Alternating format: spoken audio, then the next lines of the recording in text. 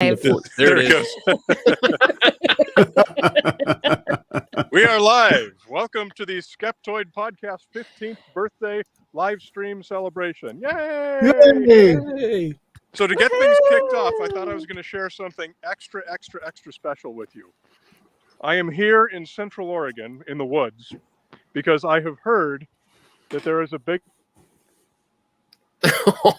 Oh no, I think the aliens have interrupted his transmission. And so I'm out here looking for it, and hopefully he's back. We'll be able to catch a glimpse. But that happens when you're investigating the paranormal, right? The interference all the time. Is there a Bigfoot call I can do? I feel like this is the modern day Blair Witch Project. It is.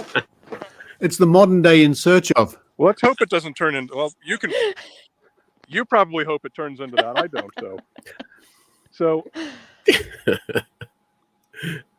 Oh boy! It's happened again. It's happening again. There's Bigfoot's behind a tree with a little device going tap tap tap tap. Hey, there he is.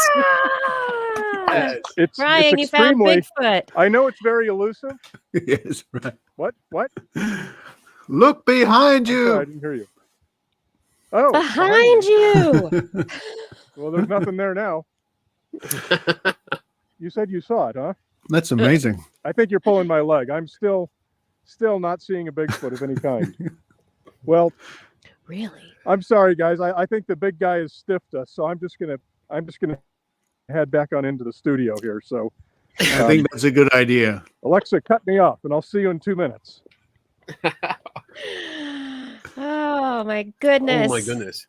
I'm amazed that he has. It's like Siri, Alexa, Google. He's got them out in the forest. Yeah, that's right. That's great. I wish I had that. That would be great. Oh my goodness. Speaking of which, I was watching something the other night, and one of the characters in the TV show said, "Hey Siri," and of course my devices lit up. All of them. Oh, there it goes. Sorry to all those people watching whose device just lit up. And no, go to sleep. It's all right. Go on. It's okay. Go to sleep, Siri. Oh, okay. My so goodness, I guess are we at the Skeptoid 15th birthday celebration? I don't know. I hope so because I put up this banner and balloons. I was going to for say, no Kenny, reason. you look like you're pretty ready to party over there. I am. Yeah. I like to party, and it only seems like just 2 years ago we were celebrating the 13th Skeptoid. Yes, yeah. When we did that, it just seems like 2 years ago. 13-hour yeah podcast. That was fun. That was fun. Yeah, well, it's just a warm up for this 15-hour marathon, right? Yes, yeah, that's right. We are going 15 hours, right? I bought enough rum to last all day. Oh, good. I've got to get in a delivery order.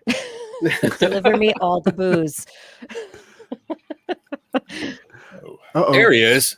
Am I here? We have to stop talking about him now. Okay. I bet you guys were beginning to suspect that this is all just a joke on you, right? We knew that from the beginning. You fill the 3 hours for me. I think we could do it. We could totally do We it. could do it, Brian. All right. We could make it happen. I guess I will take my celebratory champagne. Oh, bring it back. We need some. Congratulations. Congratulations, Brian. Yay. 15 years. Nothing to stop at. Congratulations. Well, that's not so unique in this group, is it? No. What have you got, Kiki? You're there. Oh, yeah. Now you can count going all the way back to when you were on the radio at UC Davis, was it? Yeah, I'm over 20 years now. That's ridiculous. Yeah, This Week in Science has been going for over 20 years. We are almost to 850 episodes. I mean, I don't know. It's hard to count all the episodes. It's like, do I just count the podcast episodes? Do I count the radio episodes? Good point. Is there a point when it became a podcast? When it was no longer, I mean, was there an episode 1 of the podcast? Was that actually a change? That's or was that technically a podcast. I count episode 1. Well, it's interesting. Episode 1 of the podcast is when we actually released the RSS feed, which was in March of 2005. And it was just about a week or two ahead of the Science Friday podcast RSS feed. Wow. And so I count myself as the longest running science podcast. But Charles, there are people at Science Friday who would debate me on that one. Hey. Woohoo! Nice work. I'm glad you didn't pop your eye out. Happy birthday. Will you all please join me? Kenny, I know I don't even have to ask you. I'm ready, buddy. So Richard, you're up in the teens as well. Yeah, this is 13 years now for the Skeptic Zone. But like Kiki, I was doing a regular radio segment here in Sydney, in Studio Cheers, radio segment in 2002, possibly. It's hard to remember now. And then I had various bits and pieces along in the years since. Like I used to do a video show every week or so. I'd put out a little video thing, but that just got too much work. It was just insane. But the Skeptic Zone officially started at DragonCon 2008. Yeah. So next week on this show, we'll be doing 679 episodes weekly. Wow. Woohoo! Yeah. When you say you started at DragonCon? That was the first official recording of the show was done at DragonCon, and then the show was produced and sent out to the world probably, I don't know, a week after that or something like that. Yeah. I regard that as the official birthday, the official start of the Skeptic Zone, Skeptoid, the Skeptic Zone. Did they have the Skeptic track going then? Was that Derek managing that? Yes, it was. Yeah. Wow. Yeah, I did it 3 years running, and it was terrific. And then I finally got back there in 2019, which was just wonderful to be back at DragonCon and do the Skeptic track again. That's a long spread. It is. Yeah. Kenny, have you done the DragonCon thing yet? I have not. I want to, but it's just so big. There's so much going on there, and I've done Comic-Cons for forever, since I can remember. I've done Comic-Cons, and I know how crazy they can get, and I love to dress up. I built, for any Star Wars fans out there, I built an entire AT-ST costume that I get into and I walk around in. And at some point before the end of the broadcast, you need to pull up a video, preferably, or a picture if you've got that. But at some point, just pull absolutely, it up. I can do that. The chat room is saying that you probably have a dragon egg hidden somewhere in your room. Actually, I do. Of course you do. I do. It's not easily accessible right now, but yes, I do. I have pretty much anything you can think of. I probably have in this room. Looks like it. So I'm going to lay out a couple of points for how this evening is going to work. Evening, afternoon, morning, wherever you are, whatever it is for you. So this is, obviously, as you see right here at the top of the screen, this is the Skeptoid Podcast 15th birthday celebration. And for our, as you know, we're a 501c3 nonprofit, blah, blah, blah, tax stuff, etc. And we're asking everyone who's ever enjoyed the show to make a one-time donation of $15. Obviously, this is really clever. That's $1 per year of podcasts. You're welcome for helping me with that one. Wow. And if it's your first donation ever, if you've never donated to Skeptoid before, then we will give you a full year of premium access for just that $15 donation. And that's the ad-free version of the show. And you can do that at skeptoid.com/birthday. Now, if you're planning to do that during these 3 hours, and if you're going to play the trivia games with us, and you want to come up on the screen to do trivia with us, make your donations then, because we're going to have 4 rounds of trivia hosted by each of the 4 of us. And each time we're going to bring one person from the audience up on stage. Now, you don't get to play that round. You're just up here hanging out with us. Only the people listening are actually playing. And we're going to pick the person for that by being the first one to donate anything on that birthday screen, skeptoid.com/birthday. And I'm supposed to be saying that like every 3 seconds, the whole 3 hours. Hopefully you won't get tired of it. And then for everyone who donates to the birthday campaign, which runs all the way through the end of October, we're going to pick 3 winners on November 1st who are going to be randomly selected, and they're going to each receive a prize of all 5 Skeptoid books. That's a $100 value. So, yay. And we're interspersed throughout the afternoon. Oh, look at that. Thank you, Richard. That's number 3. Is that the one you wrote the foreword for? Good question. Oh, it's autographed by me. Let me see. It is, yeah, because it says forward by Richard Saunders. So I picked this one at random, but there you go. Yeah, that's the one I wrote the forward. So you can tell that's probably the best one. It is. In some Random. people's estimation. Other people might use the old, "Sir, I have your book in front of me. Soon I shall have it behind me." Hope. What are we doing here? Okay, so I'm going to start with some news. We have Skeptoid has some fairly big news. We are going to be joining the PRX podcast network. It's already a done deal, contracts are signed, everything, but it's going to take us about 3 months to do all the work, because part of this is that we're going to have to remix and remaster all 800 shows in the catalog, and we're even adding a new intro onto each one. So it's a tremendous, huge amount of work. So we've got until January 1st to get all that done.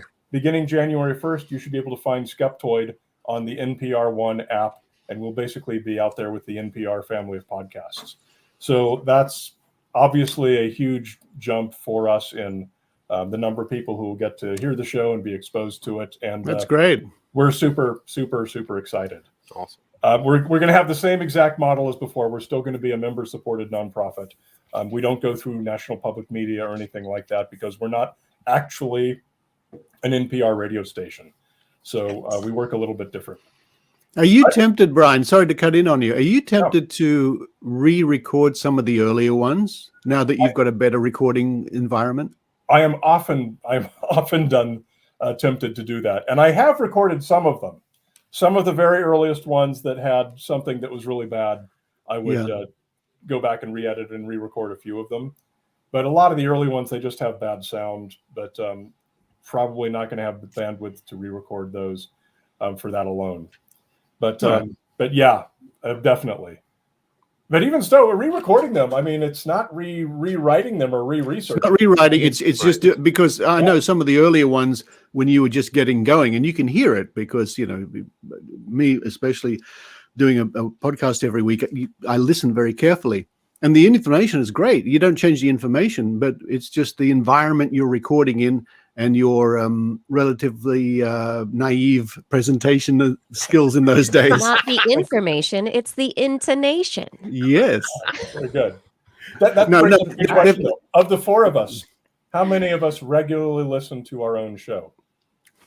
I edit my own show. So Yeah, yes. I edit. Yeah. So do I. But beyond that, once it's launched. Oh, once hell it's out no. there, Hell no. Yeah, you know what? I do. When the show's launched, I wait a day or two, and then I'll go for a 10K walk for exercise, and I'll listen to it very carefully back again. And every now and then I'll hear something and think, oh, okay, next time I'll make sure that whatever. Yeah. I find it fun because a lot of them I have no idea. It was so long ago that it was made. I have no idea what it's going to talk about. And it's like listening to a brand new show for me. What's been really fun, and you're probably going to find this also going back through all your old libraries. Recently, I've been going back to 10 years ago in my library to just so I can okay, this was this week's show. What was the show that we did 1 year ago? What was the show that we did 10 years ago? And kind of see how far things have come. And yeah, we've come a long way, baby. All the way through. I have a number of episode types that I reserve for really busy weeks. If I don't have time to do a full episode, there's a number of episode types that I'll have. Mm-hmm. One of them is student questions. One of them is listener feedback. One of them is error corrections. One of them is pop quizzes. These can all be written and researched very, very quickly because you're really not doing any original research. You're just going back to old episodes. And another one is, I've done this not too many times, but a few times. It'll be my favorite episode from each year. And I'll just have one paragraph for each of 15 episodes. And so I always have to go back. I don't re-listen to them, but I read the transcripts. I always have to go back because I can't remember. I have no idea. No. Of course. Yeah. Ask me what was going on with the Knights Templar. I don't have the first clue. Ask me what science news was last week. No clue. No. I like when I get invited onto another podcast, a different podcast, and I'm being interviewed, and the host has spent the last week going through all the videos and all the articles I've done, and they're like, "Oh, you wrote this article, back in 2002, and you said this. What were your thoughts at the time? Like, I have no freaking clue. I I don't remember. Don't remember at all. But I do the same thing. I edit my videos. When I do just standalone videos, I put them up because my podcasts are live. All my podcasts are done live, so I really don't have any editing to do. It's Right. what I'm Lucky doing. you. But when I do, There's something to be said for that. Yeah. when I go ahead and do videos standalone, when I'm doing one particular subject that I want to put out there, and I edit it, I am so sick of listening to myself by the end of the editing that I never go back and listen. I don't care what's wrong with it or what audio quality. I'm done with it. You kick it out the door. Yep. That's it. I'm done. I'm I good. try to give myself some really good belches while I'm recording so that I can enjoy them while editing.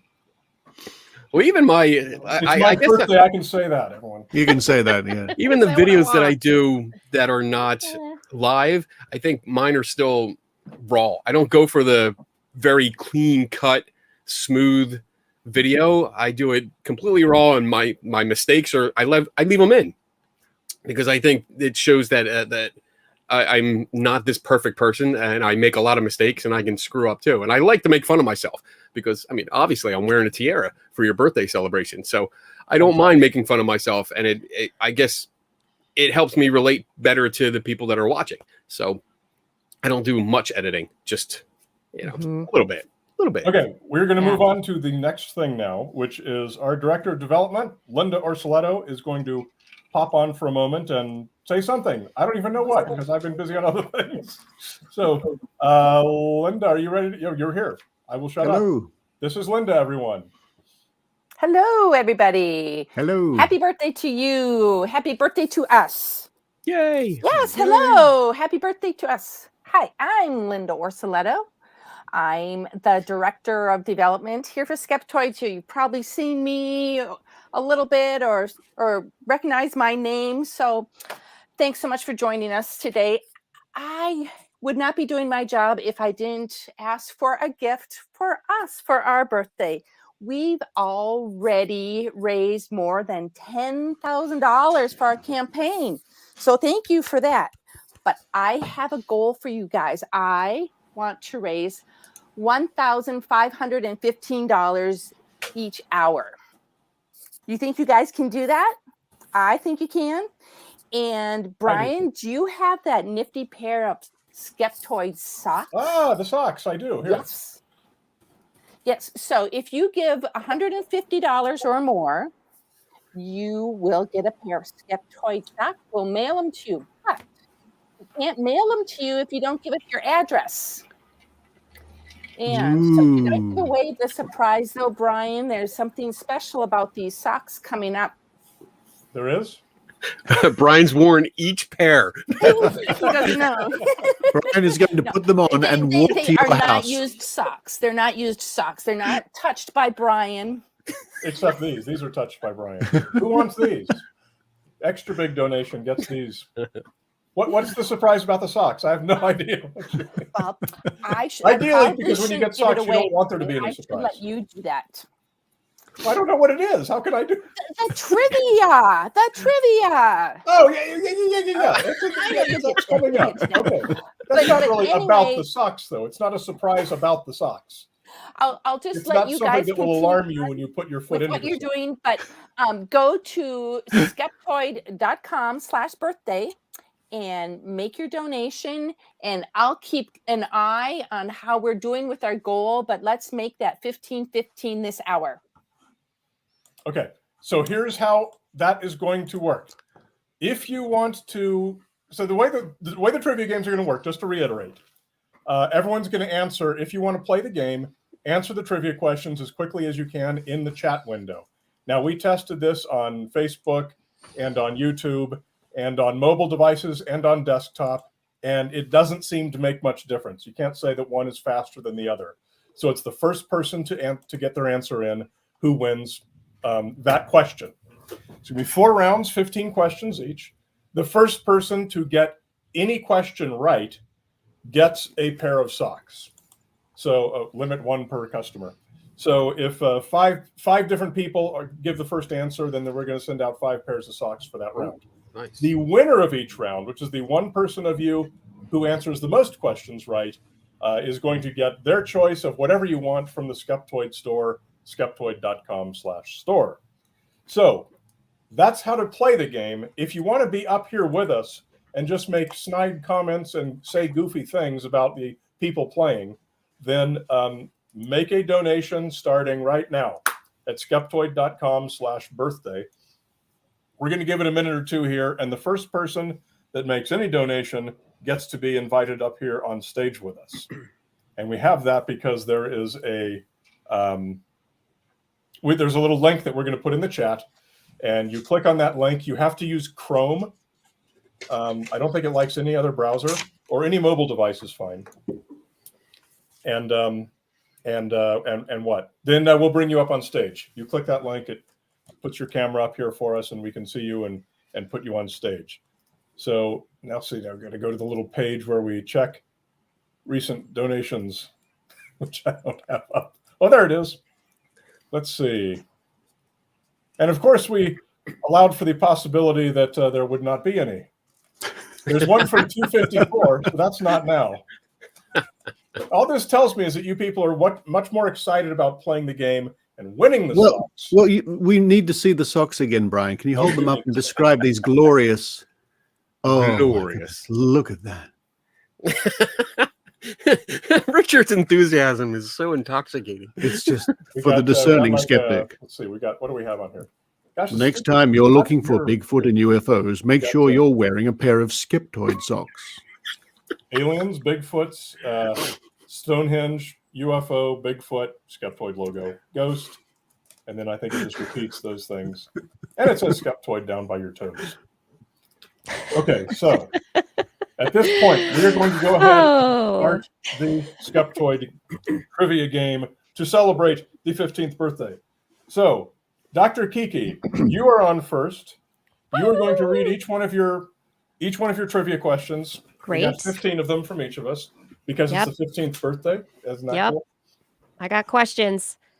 Type your answers, and then I got Google ready to go. Since you know the correct answer, it's up to you to keep your eye on the chat and see who answers first. Right. Oh, I have to actually do more than read questions? This is... Hold on. You didn't tell me it would be so involved, Brian. If you'd like, you may state the answer so that the rest of us can watch it for it. No, That's a joke. Don't do that. It's good. I like the comments in the chat. Thank you very much. That's fun to see. That's really fun to see. It is fun to see the chat. Yeah. Okay. Is everybody ready? These are science trivia questions because science, that's what I do. So let's get started with question number 1. What are the names of the 2 women who shared the Nobel Prize for Chemistry in 2019? I'll tell you right now, I don't have any idea at all. I'm going to still fail. I can't name any Nobel Prize winner from the last 50 years. Ha, ha, ha, ha. I know people are Googling. So there's a 10-second, at least a 10-second delay between us and them. And it is not Laverne and Shirley. Laverne and Shirley. At some point, I guess we just have to declare that there's no answer. I don't know how long, since we have to account for the delay, so we should probably give like a minute. There is. Well, the answers are coming in now. Well, one answer at least. Mm-hmm. Oh, important it's point. not Laverne and Shirley. Important point for the people who are playing this. If you're on YouTube or Facebook, you might be paused. You need to fast forward all the way to the end so that you're live, so that you're actually hearing the questions when we're saying them. Instead of like 10 minutes after we said that's a great tip, Brian, except people won't be hearing that tip for another minute or two. Come on, everybody. I can give you a hint. Yes, Rick, it was for CRISPR. There we go. We have Ad Gronveld, and I know I probably did not say your name correctly, Jennifer Doudna and Emmanuel Charpentier for their gene editing technology of CRISPR. Okay, so for Odd, to claim your free pair of socks that you just earned, send an email to linda@skeptoid.com. She's got your screen name on here, and she'll put it together, and she'll hook you up. Okay, question 2, I think. Not Michelle Obama and Madonna. All you people. No, that's next year. Britney Spears and Madonna. Come on. Okay. This one is one of my favorite bits of trivia ever. In 2011, the Opera experiment at CERN detected neutrinos traveling faster than light. What caused this erroneous measurement? It was a mistake. What made them measure it incorrectly? Can we just not? We can't just say it was a mistake. I don't know the answer to this one, but I got a horrible feeling when you say the answer, it'll make sense. Well, you know, the thing is, I blogged about this, and I totally knew the answer on that day, and I'm sure I have not known it ever since that day. I sort of hope it's not Craig the Good. Craig Good has gotten the answer to this. Bad cable connections. It was I remember the that. cable was incorrectly plugged in. And then Johnny Seriously, plugged it back in and said, everyone, just kidding. have you Airplane unplugged it and plugged it back in? Is that how I you tried it? thought that you might say it was because one team was using imperial and the other was using metric, like like the Mars years orbiter ago. problem. Yes, that's right. Where'd that go? Oh, we have no idea. We think it's crashed on the surface. Whoops. Well, Whoopsie. Craig, email linda@skeptoid.com and claim your Craig, socks. good. You got that one. Thank you. Great job. All All right, moving on to question number 3. What does the 19 in COVID-19 stand for? Wait, we've heard some creative answers for this. We have, haven't we? All the 18 previous versions that That's didn't right. implant That's the right. microchip properly. It's What been didn't work out. what a wake up call for us. This whole COVID thing's been about There we go. the disinformation. It's Oh been boy, those 2 answers came in like boom, boom, right at the They same time. did. So we have Eric Berman and Brandy Perney. we give them The both year it socks, was or- discovered. Or should we stick Of course with the you rule should, and Brian. answer You first? fool. Give them both socks. We'll send one sock to one and one sock to the other. You Then they can can split meet a up and- pair. No, executive decision. We're not going to make close calls like that. It's whichever one comes in first, because that was the rule. All right. Yeah, so first there in the you- list. So, Eric. Brandy, stick around, answer another one first. Eric Okay, gets so the Eric socks next. Berman gets that one. All right. It's good that there's an executive here to make decisions. Yeah. Yeah. Mhm. I'd give it out to everyone.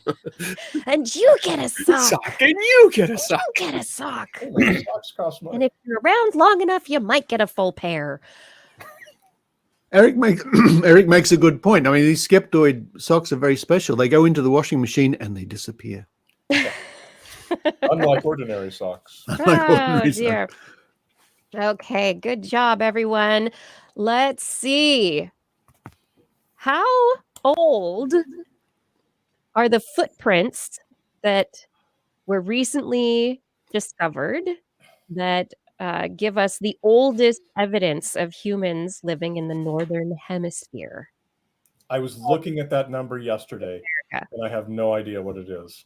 You don't remember making them, Brian? I mean, Footprints. How old are the footprints? Did Eric Keep get that going, right? Eric. Not accurate. There we go. Mark Dawson, 23,000 years. Wow. Well done, Mark. Footprints in New Mexico of Richard, have people we taken you to those hanging camel out tracks in Death Valley? 23,000 years ago. Great job, Mark Dawson. Richard, The have we fun taken- thing about what? I was just asking Richard if we had taken you to those ancient camel tracks in Death Valley. The I prehistoric don't know. I fossilized think we camel missed tracks. that. I think we had so much on our schedule that trip. I don't think I did that one. No. Next time. time. Sorry, Kiki. Next time. Yeah. Sorry, Kiki. No worries. I was going to say footprints, even though you might think they're kind of an odd bit of archaeological evidence, they're actually, when they find them, really good evidence because they don't move around like artifacts do. So if they're in a layer of sediment, that sediment can be dated with relation to the sediments around it. So footprints, pretty darned accurate. I just remembered It's something. weird. I was supposed to be keeping track of who wins, who's like the score, and I haven't been. So Mark Dawson got 23,000 years. was that question 3 or 4? This was question 4. Okay, I remember Odd got question 1, 2, and 3. One of those was Let's see. We had Eric Berman. Eric got Berman. question 3. Who got question 2? 3, and Craig Good got question number 2. The Awesome. joys Thank of you. live broadcasting. Okay. I don't know. Let's See, keep we're gaining track of this experience. stuff here. We're doing it This is better. my every Friday night. I'm so used to this. Okay, question 5. Yeah, every Wednesday I'm jumping in the live streaming. Let's see. Okay, this one is a fun one. What organ has been adapted by green tree frogs to help them hear in the noisy tropical jungle environment? Wow. What organ has been adapted for hearing by green tree frogs? Your questions are unreasonably difficult. I can give. How about I give you? I'll give you a multiple choice. Is it The the Hammond skin? organ. Is it the tongue, the lungs, or the stomach? And it is not the stomach, Eric. Eric already has the stomach up there. So is it the skin, the tongue, or the lungs? I know what I would guess, but I would be wrong. I have my guess, but I'm. Paul Osborne. It is the lungs. Wow. How does that work? Yeah, the lungs, they inflate and they are used as a resonant organ. And they, because of where they're located with respect to the head. Yeah, they've Just been remember, adapted. this is a family show when you're talking about inflating organs and heads and things. Totally family friendly. That's all You I told do. me this was PG. It's lungs, hearing. What? Okay. Who is the Black female viral immunologist whose work was central to the development of Moderna's mRNA vaccine? Wow. These are great questions, even though I have no idea what the answers are. These are great questions. Like now I'm curious. I'm looking this up because now I want to pause and say, let me read this now. I got to research this. This is awesome. Did you realize there's a poltergeist behind you, Kenny? Shh. We call him Fred. Haunted. We don't bother with him. Something's moving back there, and it just looks out of this world, I tell you. I'm going to guess there's no answer on this one. There is an answer, but nobody's answered it yet. They're googly moogling. I know there is an answer. But... Googly oogling. Googly oogling. Googly. So I guess we're just straight up allowing cheating here. Why not? I would hope people don't have to cheat. She has a nickname that's very similar to my nickname. Thank you, Odd. Kiki spelled with Q. Kismikia Corbett, also known as Kizzy. Kizzy Corbett. Nice. And she's fantastic. If you're not following her on Twitter, I highly recommend following Kizzy Corbett because she is a brilliant scientist and she seems really cool and down to earth and awesome. Where is she located in the world? She is located, I think she was at Harvard. Okay, yeah, United States. Yeah, she's United States. Okay. Yeah. Anyway, she's been involved in a whole National Institutes of Infectious Disease Research and all sorts of other things. Let's see. I have so many fun questions. Okay. The fun questions are coming, not the unreasonably hard ones. Come on, Brian. Science is hard. Yeah, Brian. Brian. We're gonna get these hard questions out of the way and then just paranormal stuff all the way. Okay. There you go. When you get to me, it'll be really easy. Okay, another mRNA question here. The mRNA-based vaccines used by Pfizer and Moderna work by A, altering your DNA, B, infecting you with a dead virus, C, using your cellular machinery, or D, entering the cell nucleus. I know That's the good. answer to this one. A, I'm pretty sure. how do the mRNA vaccines work? Altering your DNA? Infecting you with dead virus? Or C, and Eric Berman got that one first, All right. is Well done, using Eric. your cellular machinery. Great job, everybody. Woohoo! You know your science. Yeah, because if the whole thing, a lot of vaccine skeptics say, oh, the mRNA vaccines, they're altering your DNA. They're infecting you with a virus. No, they are not. Every damn day. They're just using the tools that are available, and then the vaccine goes away, and your body's like, look at me. I put on a new protective coat. Woo-hoo! Yeah. Okay. Somebody should animate that little talk he just did. That would be good. That would be cool. I'm the virus. Okay. Yeah. Okay. There's all sorts of, I could do all sorts of animated shorts. Little shorts. But anyway, okay. I'm wearing some animated shorts right now.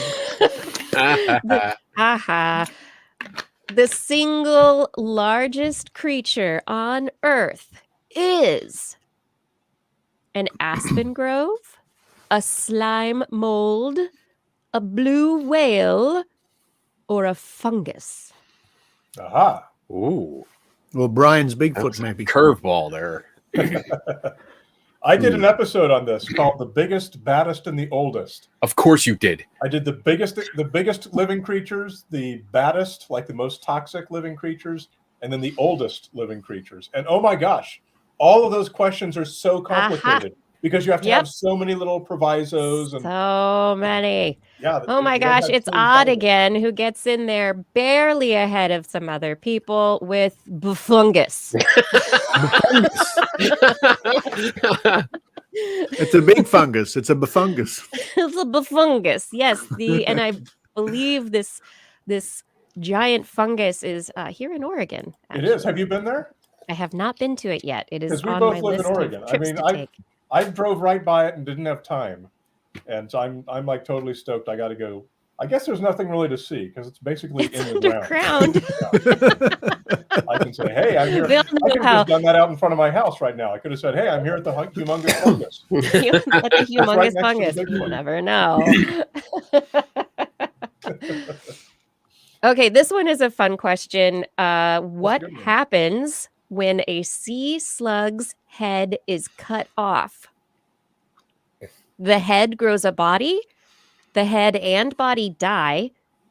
The body buds baby slugs, or the body grows a head. Ooh. I'm going to refer to my Marvel Comics and Deadpool knowledge. Make a guess. Oh, Paul Golanowski says it runs for Congress. That's funny. Becomes the president. It forgets the lyrics. Blah, blah. Okay, everybody. I'm waiting. The quickening. Somebody quickening. Jeremy. You all are good. But you have not answered it correctly yet. Okay, we're waiting. The options are the head grows a body. The head and body die. The body buds baby slugs, and the body grows a head. Ooh. Here we go. Brandy Perney has gotten it correctly with Yay. See, Brandy, I told you those socks were coming. Just keep answering. a new body. Yes. You get socks for your new Got nobody. So really, if you have enough sea slugs, you could chop its head off every day and eat its body, and then have a new one for dinner the next day. Wow, there you go. If you like sea slugs, a Plizia doesn't really seem like something I'd. Yeah. I'm not prejudiced. I mean, there's another cartoon. Brian will try anything once. Okay, that was a good one. That was a good question. That's a fun question, right? I love it. Just like, really? Could we do that someday? Take this ability of the sea slugs, and if we lost our body, like, what? I'm just going to take my head off and grow a new body now. Thank you very much. All right, what's next? Hit us. Which of the following is not an official scientific term? Muon, Shmoo, Sonic Hedgehog, Zelda. Oh wow, Wow. Oh, that's a tricky one. That is a tricky one. that is a great one. You guys know? Paul Golanowski gets it with Zelda. Ah, It is. Wow. Zelda is still just the name of a video game, but Sonic Hedgehog is the name of a gene and a related protein, and a Wow. shmoo is a budding yeast, and while a muon is one of those little tiny particles that makes things up. So someone hasn't grabbed that name to use it for a bacteria. oh, they or will. something like that, huh? They I'm will. sure they will at some point. They will now. Yeah. The Zelda. Now that you put it out there. Okay, great. Okay, what? This is like, okay. Male seahorses form what in order to support their growing babies? A club. Families. What do male seahorses form for their little babies? Motorcycle clubs. Acapella groups. Uh, I'm not Little So saddles. Eric and Craig, you're close. They do have a pouch. What's in the pouch? What is that part of the question? Well, Car it's seats. Love it. this is a backpack. story that just came out like a week or two ago, and it's something that was discovered. A sense of parental responsibility. Very good. Breath mints. That's funny. Oh my goodness. Y'all are good. I mean, normally this is the kind of We don't have thing it that yet, is- really? Not yet. Nope. I'm waiting to see. It's not. Nope, not on Eric. You're close. You are still in the correct vicinity. There's something. Nope, no ovaries. One of those hippie slings. You might have stumped them. You Have might I have stumped our audience. stumped the audience? What is formed by the male seahorse? No. Oh my goodness. Adam, you are so close. I almost want to give you it just for being that close. How can you? If that is, what is that close to? I What mean, is that's the kind of a big deal. There's nothing that's close to that. The umbilical cord is like it's like coming, but it's close. It's not. Okay. What is Oh, I know what it is. Oh, it's that thing. the That thing? thing. Yeah, of course. It's a thing. Can I give I an got it. I'm keeping. Can I this give a all to hint? myself. Can I give a hint? Craig, good. Oh, Placenta. Casey Kendall got it first. Casey Kendall, the placenta. Male Well done, seahorses Casey. form a placenta. Lots When of you win a people are saying question- it, mate. The Google results just came back. Oh, that's what. When you get a question right, when you win the question, send an email to linda@skeptoid.com to collect your prize. Oh, Eric says, ugh. You all were so close. All right. Which one are we on? What number question are we on? I think we're on 13. Okay. Nice. Yeah. What does the A in STEAM stand for? Oh, don't get me started on this. It does not belong there. The Department of Education does not have STEAM initiatives because No. we have a problematic surplus of lawyers and accountants. We don't. The need well-known initiative. skeptic got it up there first. Hey. Yeah. And then if you put the H in it, then it's the stream. And yeah, I don't know. Yeah. Eventually, Rob it's a Palmer, the well-rounded well-known skeptic. education.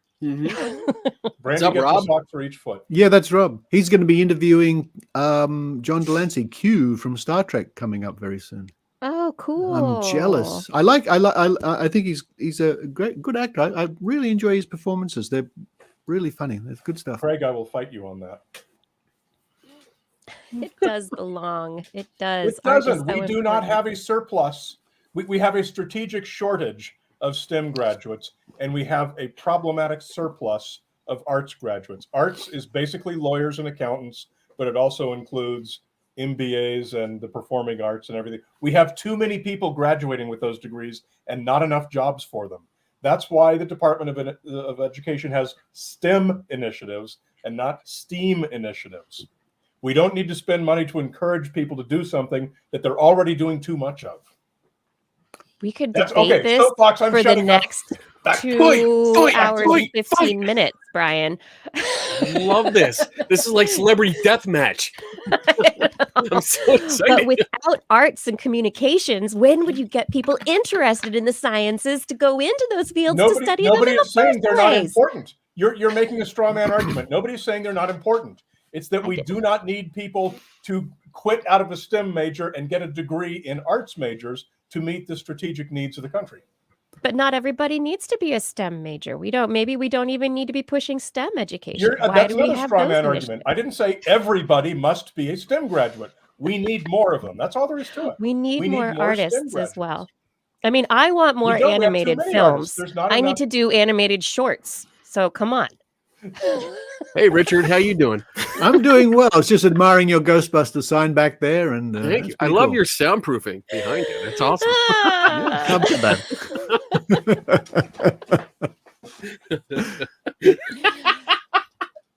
All right. Next question. Next question. What force allows spiders to balloon? To balloon? Ballooning. When they spread out their web and they travel through the air.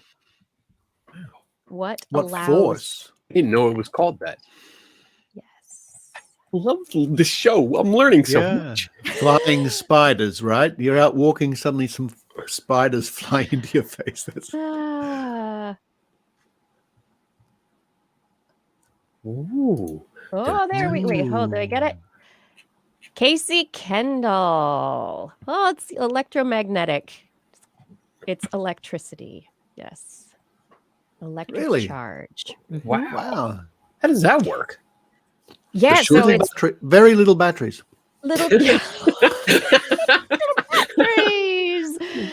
So we used to think that it was just the balloons caught the wind and that the wind allowed the spiders. It was like parachuting, paragliding, parasailing, but it was not. It's not. It's actually very light differences in electrical charge between different layers of the air, and the web is able to harness that electrical charge. Yeah. Very cool. Yes. I have so much to look up after the show. It's one of the coolest discoveries recently. I think it's so neat. Yes. So Casey Kendall got closest on that one. We'll go for it. And then final question. What is the fastest hummingbird heart rate? Ooh. Like 1 million beats per minute. I used to watch the hummingbirds when I visited Brian down in the Orange County. That was great. That was just fascinating. Oh, we've got way more of them here in Bend. It's ridiculous. Hummingbird feeders just deluge. Keep going, everybody. Just start typing. Just keep typing higher numbers. I don't think it's that, Craig. It is not Avogadro's number. No. Fiacre Delea has gotten it. 1,260 beats per minute. Wow. Yes. Wow. Yes. Really? That's insane. Over 1,200 beats per minute is the fastest hummingbird heart rate. Divide that by 60. What is that? How many beats per second is that? That's 23? 20 to 30. Mm-hmm. Per second? Yeah. Per second. So it actually makes an audible tone. You're actually hearing hertz.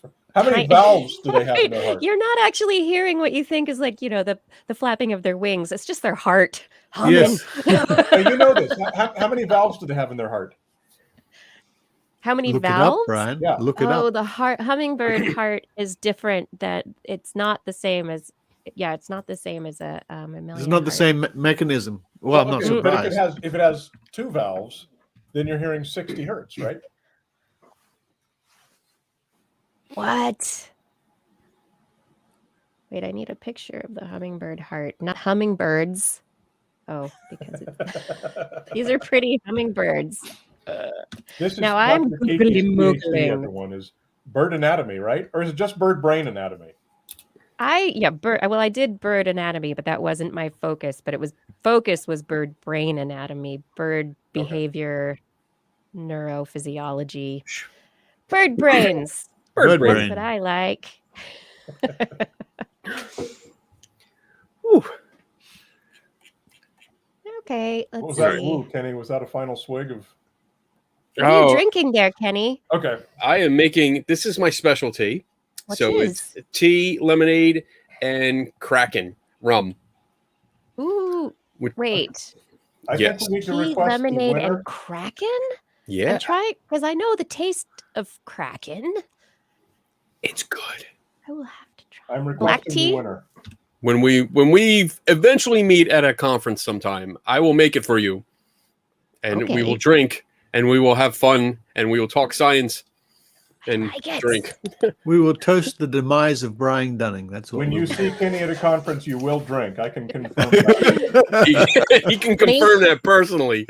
Kenny, maybe it'll be when we both go to Dragon Con for the first There you go. time. It's like you go Oh, to a yeah. science conference and you need alcohol, you know who to come to. All right. All right. I've been trying Yeah. to request the winner here. So We'll have those were scorekeepers. all of my questions, and I hope that you enjoyed them, and I hope that they weren't too hard. Fantastic. I mean, I don't know. When I was We're all teaching winners, as a Brian. graduate Okay. student, So here's the winner. It was The the winner is hard officially Odd Groneveld. And I feel horrible because I know I'm mispronouncing that. Gronefeld? Odd, probably. Anyway, to claim your prize, you get anything you want from the Skeptoid store. Just go ahead and send an email to linda@skeptoid.com, and she will hook you up with whatever it is you need. Mark says that bird hearts do have 4 valves. So at 23 valves. beats per minute, you're hearing 92 hertz. That should be an audible tone. If you put that little hummingbird up to your ear, he's probably already dead. But if he wasn't, ring.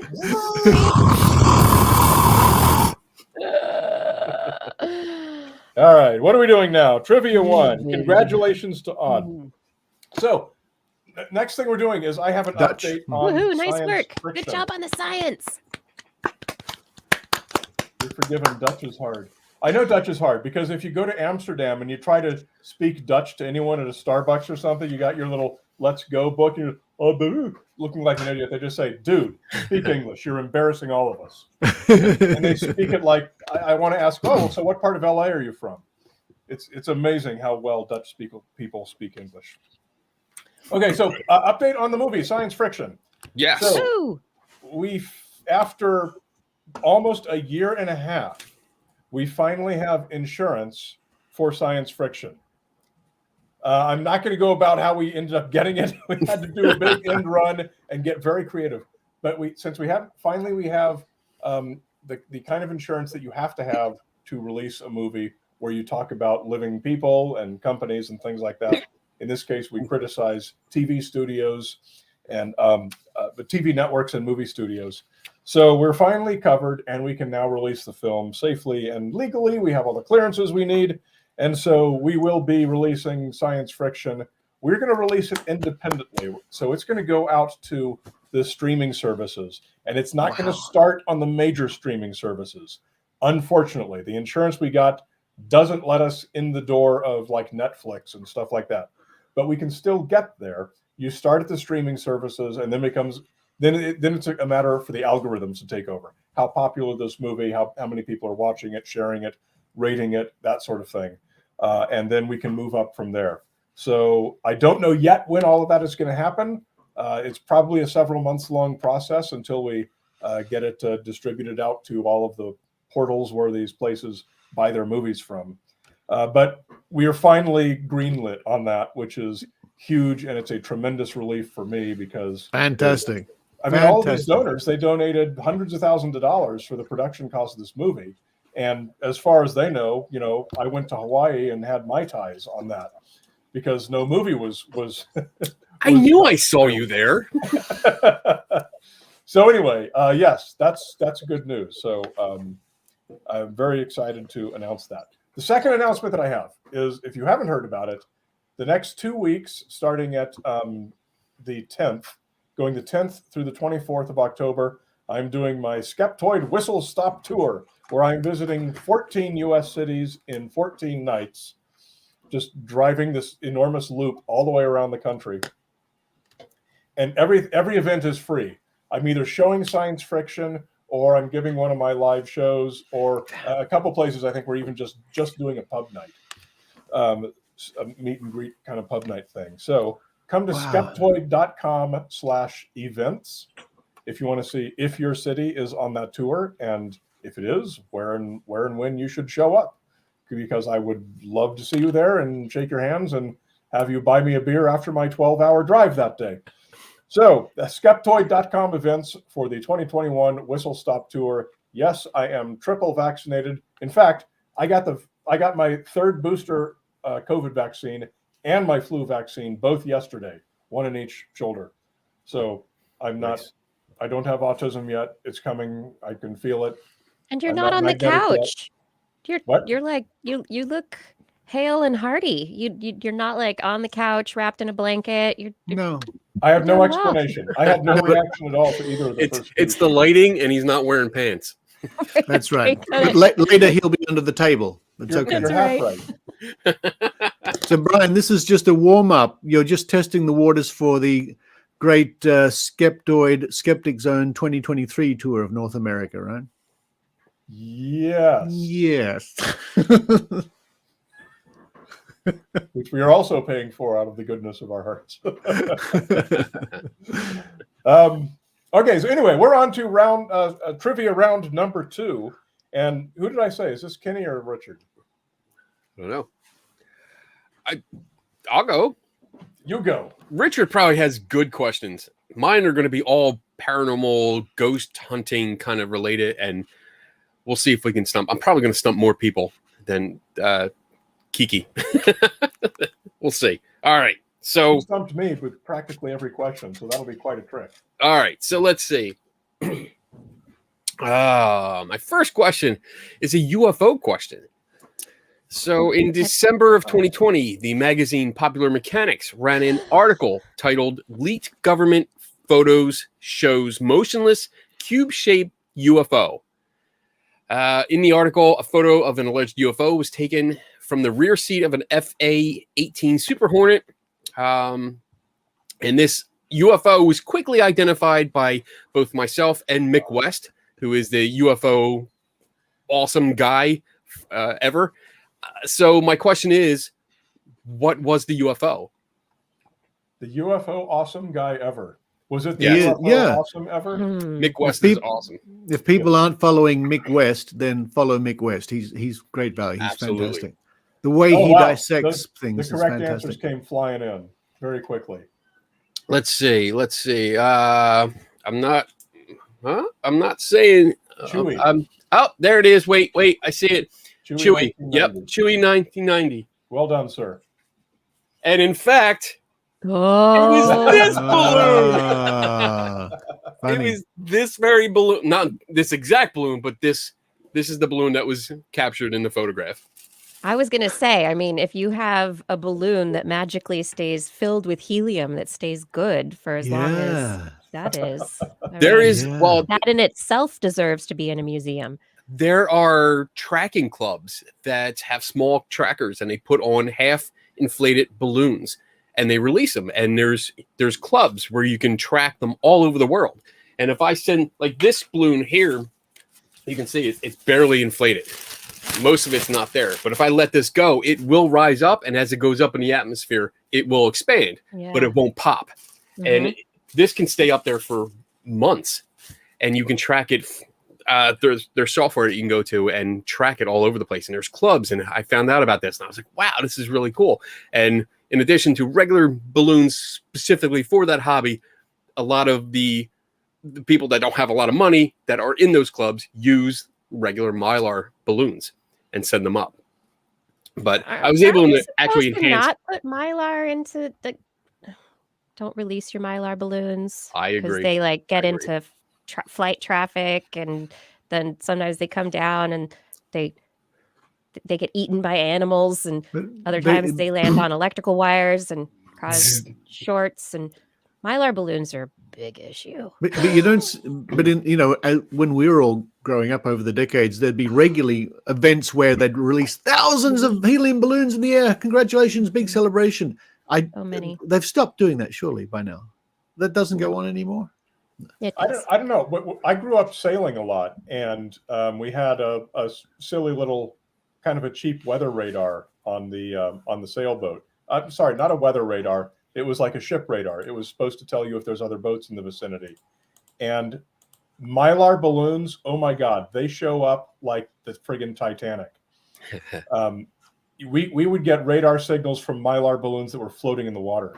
Wow. So for anyone who doesn't think that Mylar balloons produce a radar track that might fool Navy pilots, yeah, they do. Right. They produce a huge radar signal. The biggest thing with that investigation was my wife helped me out, and we actually tied this balloon onto, I think I had 100 yards or 200 yards of ribbon and went all the way up into the sky, and I was able to duplicate the pictures and enhance the original photo and match it up perfectly. That's awesome. It was a fun investigation. That's cool. Love it. So question number 2 is, in 1982, a man named George Meek held a press conference at the National Press Club in Washington, D.C. to announce, for the first time in history of Western man, we have electronic proof of the mind, memory banks, personality, and soul surviving the death of a physical body. This announcement was based on a device called the Spirit Com, operated by a self-proclaimed medium named William O'Neill, which produced electronic sounding voices. This was exposed as a hoax later on, but my question is, what device was used to make the ghost's electronic sounding voice?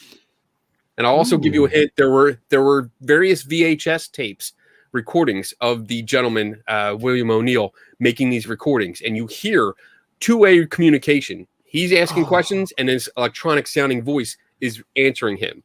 But there was a device that was found helping along. So what was that device? Eric, I was going to say the same thing. Hey, Kenny, does this guy George Meek, is he well known for being involved in any other paranormally ghosty weirdo UFO, I've heard the name, hoaxy things? He was a very rich guy he was big into the afterlife. Like he made his fortune, I think, with air conditioning units, and decided to delve into other things like life after death. So he had there was an organization that he had for a while. And the name escapes me, but it was pretty like an afterlife organization where he was funding projects, and he spent millions in 1980 money on this. I thought I recognized the name, but I the name rings a bell. And after this, I'll see if I can find out more information. How are these answers looking? I don't know what a vocoder is. Vocoder. It's like a musical instrument. Often it's used like in music. No, that's not it. And then you talk in the microphone. And Auto-tune, no. Walkie-talkie, no. Kazoo, no. Speak and say, no. Speak and say is a cool answer, though. That'd be neat. That would be cool. What's Speak and Say for people who don't know? That's a kid's toy. It's like a 1980s kind of electronic toy. It's still around today. E.T. used one, right? Who? E.T. Yes. It was in the movie E.T. Oh. He used it to punch in. You can spell out words and it would spit out. Yeah. All right. Yes, Speak and Spell. I remember that one. Yes. The comb and paper. What's the thing you put in the back of your mouth if you're doing Punch and Judy? Oh. That sort of sound. I don't know what that's called. It's called something. I can state that authoritatively. I don't know how to pronounce his name. Gronewald. He got it right. Electrolarynx. What? Wow. So the gentleman, the VHS tapes of this gentleman doing these recordings. He has all this radio gear and broadcasting gear. His back is always to the camera, and he was found to have an electrolarynx. And when he would ask questions normally, then he would speak into the larynx, as the answer, and it would come back with that robotic kind of voice. Wow. So, Kenny, I love you. It's larynx. It's not larynx. Larynx. It's my Philly accent. Shut up, Brian. But that's a Dr. Zeus character, isn't it? The larynx? Larynx. I don't care. I'm going to say it my way. You shut up. Fascinating. All right. That was good. All right. Question number 3. Oh, getting into my arch nemesis here. You can get Mr. nuclear larynxes.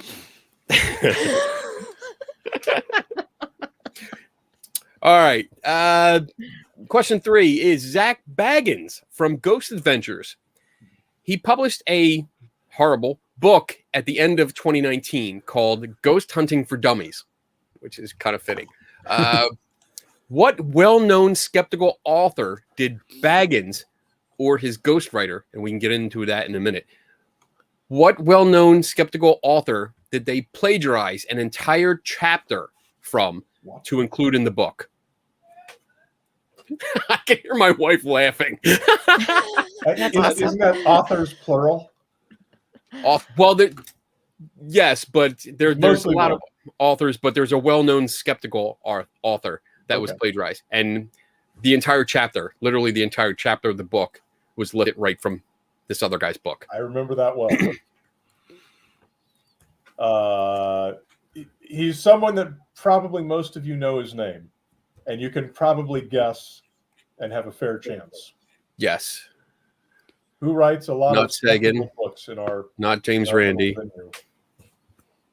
Brian Dunning. Who the hell is that? Publishers kick his ass out the door. Think a little older. Actually, he's younger than me. Can you believe that? He looks much Whatever. worse.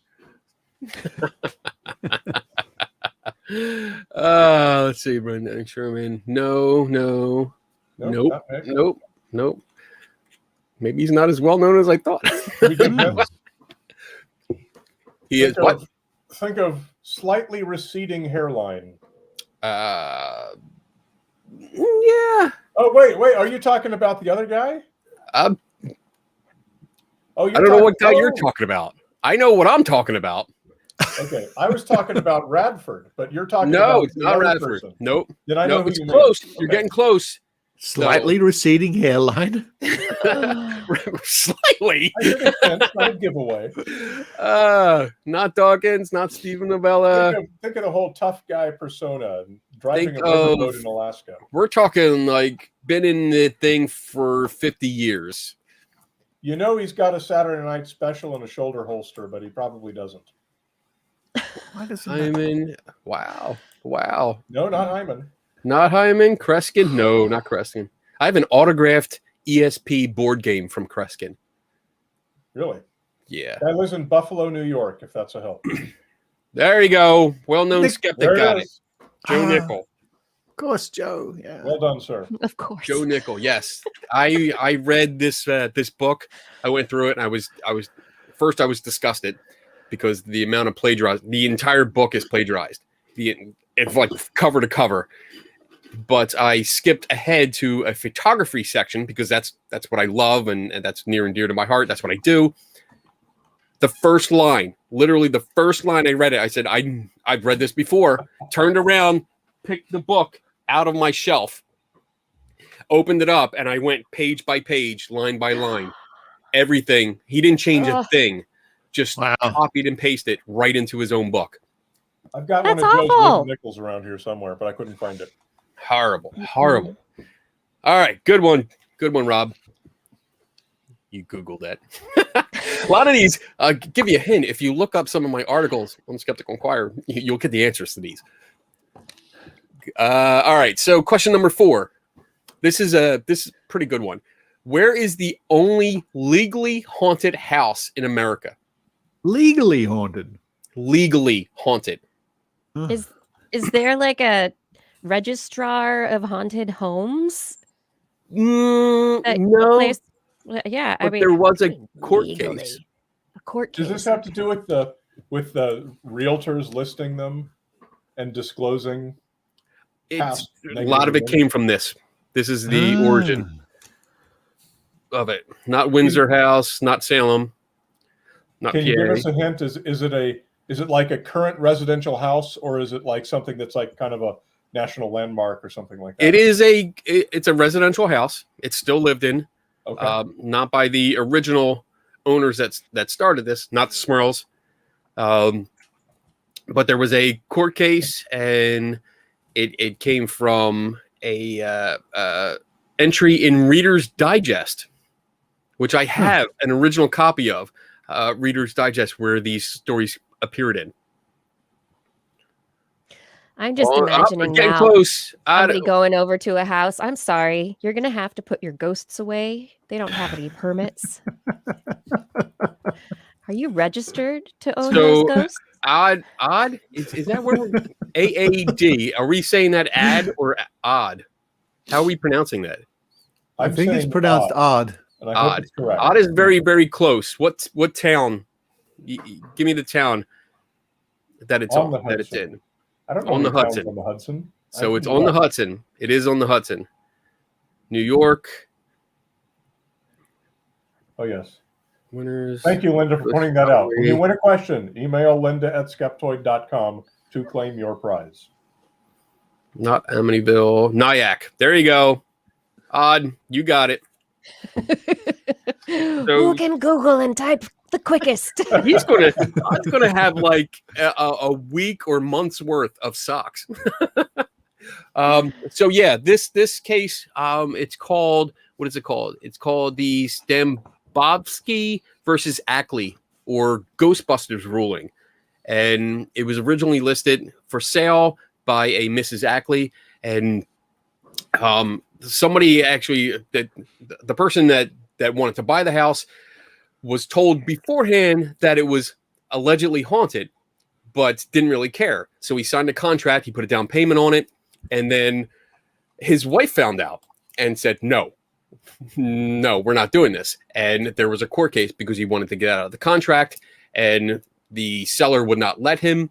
So it went to court, and the first time the seller won, but then it was appealed, and then the buyer won, saying that there was an established reputation because the current owner of the house at the time, she had written stories, ghost stories, and experiences of her own that happened in the house, and sent them to Reader's Digest, which published it. Then there was a ghost tour in the area that would go around and stand outside the house and tell visitors and tourists, this is what happens in the house. So there was an established reputation for it being haunted, which was not fully disclosed, and therefore the buyer eventually got out of it, and now it's part of, you have to disclose if the place is allegedly haunted or not. But it's still on record, and the court case is very interesting. It's from what I read, it's still taught in school as a prominent case for this kind of thing, for reputation, and it's still legally haunted. Not actually haunted. I'm going to channel Dieter from Dieter's Dance House and say, your story has grown tiresome. This is why nobody likes me, because in person I'm a total asshole. All right, moving on. Okay, got two questions that based on a friend of mine, Susan Gerbic. Yay! So, hello, Susan. Yes, Hello, Susan Gerbic loves to name sting operations. So she does a lot of sting operations for psychics. She loves to name them after food. So all you got to do, this is an easy one. Give me two names of sting operations that she has named after food. And I have them in front of me. And if Susan's watching at the moment, there's your lucky number for this week. 5. 5. She'll get that. Isn't that what she always picks? Yeah. Yeah. For those of you who don't know, at the end of the Skeptic Zone, we often have a dice game. It's the Easter egg. And when Susan plays, she always picks 5. Always. There we go. Well-known skeptic got it. It's no fair having Rob answer a question about Susan. Yeah, he knows too much. He's on the inside. Let's say Rob is now disqualified from the entire rest of the game. No. Oh, harsh. I told you I was an asshole. No, I'm kidding. Okay. Well done, Rob. Harsh. So yes, Susan likes to name her sting operations after food. I was part of Operation Peach Pit. I was one of the other undercover people that she sent in, and I went to a psychic show and had a horrible time, but got my picture with the psychic who had no idea what I was doing, and I gave him a totally bullcrap story, and he believed every word of it. So not too psychic to me. All right, so this is next question is actually a follow-up question, which Rob cannot answer. Well-known skeptic, you're banned from this question because you know this, and I know you know this. Susan Gerbic has sting operations where she and others on her team go undercover at psychic events. Which psychic medium has she covered the most? Mark Edward. Did you ever see the video of John Edward, of when he does the Irish? He's at an Irish club and he does a reading, and he names off every Mick name you could possibly name, and he still gets it wrong. He says like 10 different names and he gets it wrong. Well, wouldn't that be Scottish, not Irish? And I don't know. I'm asking that honestly. Mac is more Scottish, Mac. and Mick is more Mick, Irish. yeah. Okay. Let's see. That's Caputo. right. Not John Edward, not Caputo, not Uri, not Sally. Rob and Getting there. Brandy both refusing themselves. I love you, Rob. So it's a medium that has done several TV shows. Yeah. Pretty much the same TV show, just different name. It's not already listed? It hasn't already been answered? I don't see it, no. Because I don't know. Kiki, you're looking like you know this one. Not Sylvia. Nope. I don't know anything. I think I know who it is. I don't see There the we name go. coming up. Mark Dawson. Got it. Thomas John. There it is. Yep. Is that the kid? No, that's Tyler Henry. That's the Tyler kid. Henry. That's right. That's the kid. Yeah. Thomas John is the guy that does like Oz. seatbelt psychic. He's Oh, Susan really did a number on him. yeah. Yeah. That's good Well, stuff. I mean, the guy's an ass. So, all right. Whew, this is good. I'm surprised. I really thought people would have no idea what I'm talking about, but this is actually reassuring. Okay. Yeah, So, pay attention. all right, this is more for if you pay attention to my live stream show or articles that I've written. So, the Dybbuk Box is a popular haunted / cursed item currently on display at my buddy Zach Baggins' Not So Haunted Museum in Las Vegas, Nevada. The original owner and source of the haunted legend, Kevin Manis, recently revealed what to both journalist Charles Moss and me on my podcast. This is a major reveal. So if you don't know what the Dybbuk Box is, it's basically a liquor cabinet that the legend says had some kind of spirits inside called a Dybbuk, which is from Jewish folklore. Rob, And you that- decide that for yourself. But is he Brittany's new conservator? He's an alcoholic. Nope. And just for the record, I will never admit that either, Eric. As I drink, like I make my drinks Very for the large show, and I'm mug of pretty good. alcohol. But my wife makes a drink. She made me a refill here, and God, there's so much alcohol in this. I just want to say, I met this dude for Good drinks job, in wife. Las Vegas somewhere, and he and his wife had these, like those kind of half-meter tall glasses, whatever. Yeah. And they had those, and it's full of some slushy mixture of, that's mostly sugar and water and everything. But once they were almost done, they take the bottle out of Kenny's backpack and filled them all the way with pure rum. And that was round 2. We're talking about a friggin' half gallon apiece. Wow. I was struggling to keep up because it wasn't even breakfast time yet.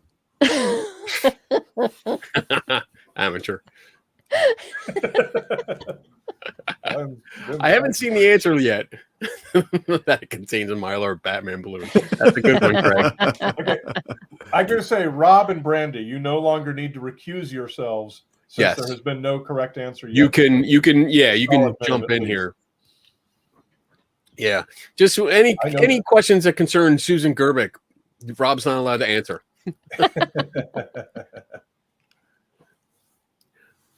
Flyers or penguins? I don't know what that means. The original owner of the Dybbuk box, what did he reveal? What did he reveal on the show? If anyone has ever listened to Skeptoid before, you should be able to guess this with no problem. I would say that well-known There you skeptic. go. Rob's got it. Rob's got it. He completely made up the story. And the rest, we were shocked. Yes. Shocked, I tell you. Completely made it up. And it was just one of those things. It was one of those stories that at the right time, right place, right format, and it took off. I mean, Richard looks shocked. Not only did it become popular in the paranormal community, but there was a movie made from it called The Possession, and the story keeps going. It's displayed in the museum, and it's got its own room, and it's got this big legend around it, and people are just scared crazy about it. And yeah, I had him on and we talked, and he openly admitted, yes, I made up the story from the get-go. He took elements from his life and just decided he wanted to make a couple $100. So that's it. And it got out of his control. And there's an interesting story we can get into later about a woman that thought her son's suicide was because of that, because she touched that box. Oh, wow. My goodness. And I mean, we actually talked. I met her in person. She asked me to explain it, and she told me the story behind it. And I said, well, this is what really happened. And she literally cried, and we hugged because she really thought, and this is the harm that can be done by these kind of beliefs. She really thought that because she touched this box and her son committed suicide 2 weeks later, that it was her fault. Wow. And it passed on to her. And once I explained everything to her and showed her like the documentation that I have where Kevin actually admitted that he made it up, she had that relief. She felt that relief that she really needed. So horrible. It gets me. This one time that I was on Weird or What, Shatner's old show, I was sitting in some studio in LA where in the next room, Mark Edward was doing a seance for a legitimate group of innocent people that the producers got like off the street. And Susan Gerbic was dressed all in black, and she was moving around in the dark seance room and doing all the stuff, picking up the things, moving them, whispering into people's ears through the long tube and doing all of this stuff. And it was just comical to watch, absolutely comical. But it was dark in there, and the people genuinely couldn't see. And I'm supposed to sit there and comment on what I'm seeing, and whatever I said, I don't know. But after it was over, and the test subjects all left, we're setting up the cameras, doing some other shot, and this one woman comes back into the studio who had left, who had been one of the participants, and she found the director, and she just gave him this enormous hug and burst into tears. And she was there for 20 minutes crying her heart out because this was the most important thing that had ever happened to her, and now she knows she can contact whoever it was, her brother or mother who had died. And it's like, you watch this happening and it's so hokey, but then you see the real impact that it has on these people. I mean, that woman was going through legitimate trauma. Yeah. And as anyone who knows anything about counseling or psychology knows, real trauma can have real impacts on people's lives.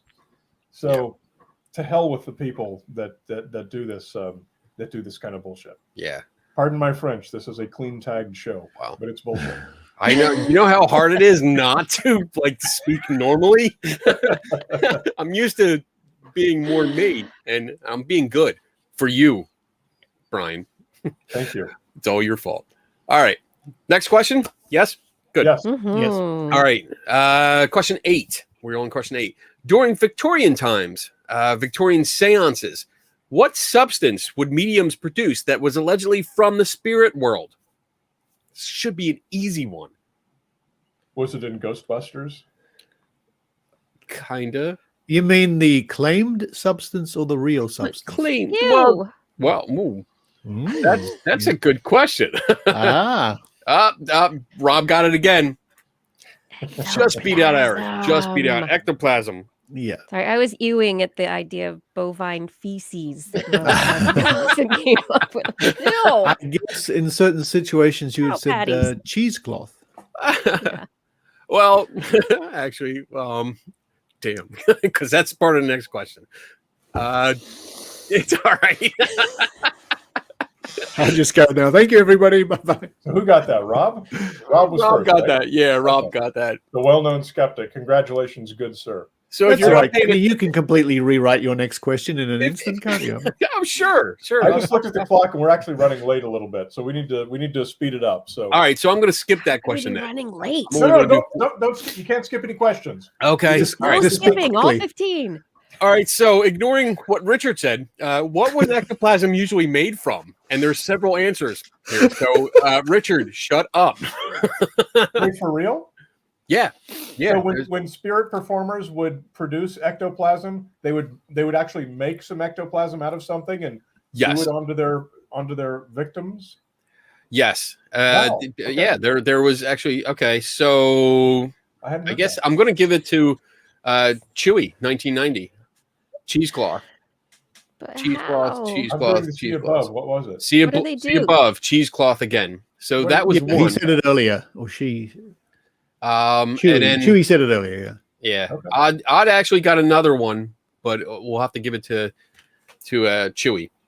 Okay, well done, Chewy. All right.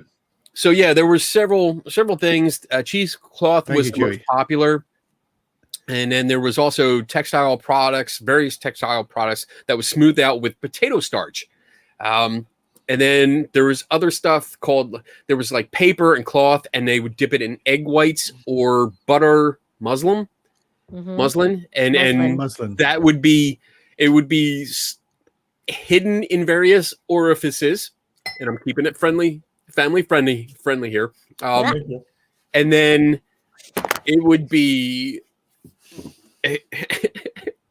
put out In the air. in various ways, either through magician ways or other ways, because it was dark. Most seances were performed in the dark, and you can imagine. I'm going to leave it up to you guys to think about what might have happened, but it literally, and it's really weird when you dive What deep are into these the research. other ways? Other ways.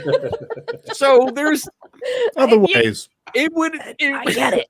it would excrete out of certain places, one of which I do not have. And it would But a people would observe female yes.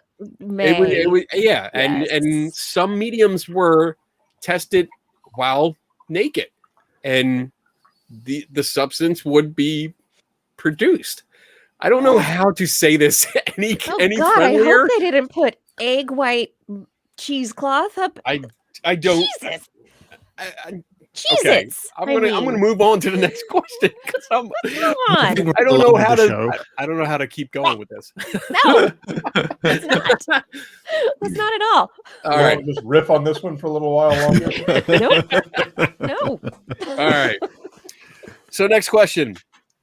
Harry Houdini, one of my all-time idols, was well known for exposing tricks and mediums used during their seances, but Houdini did not work alone.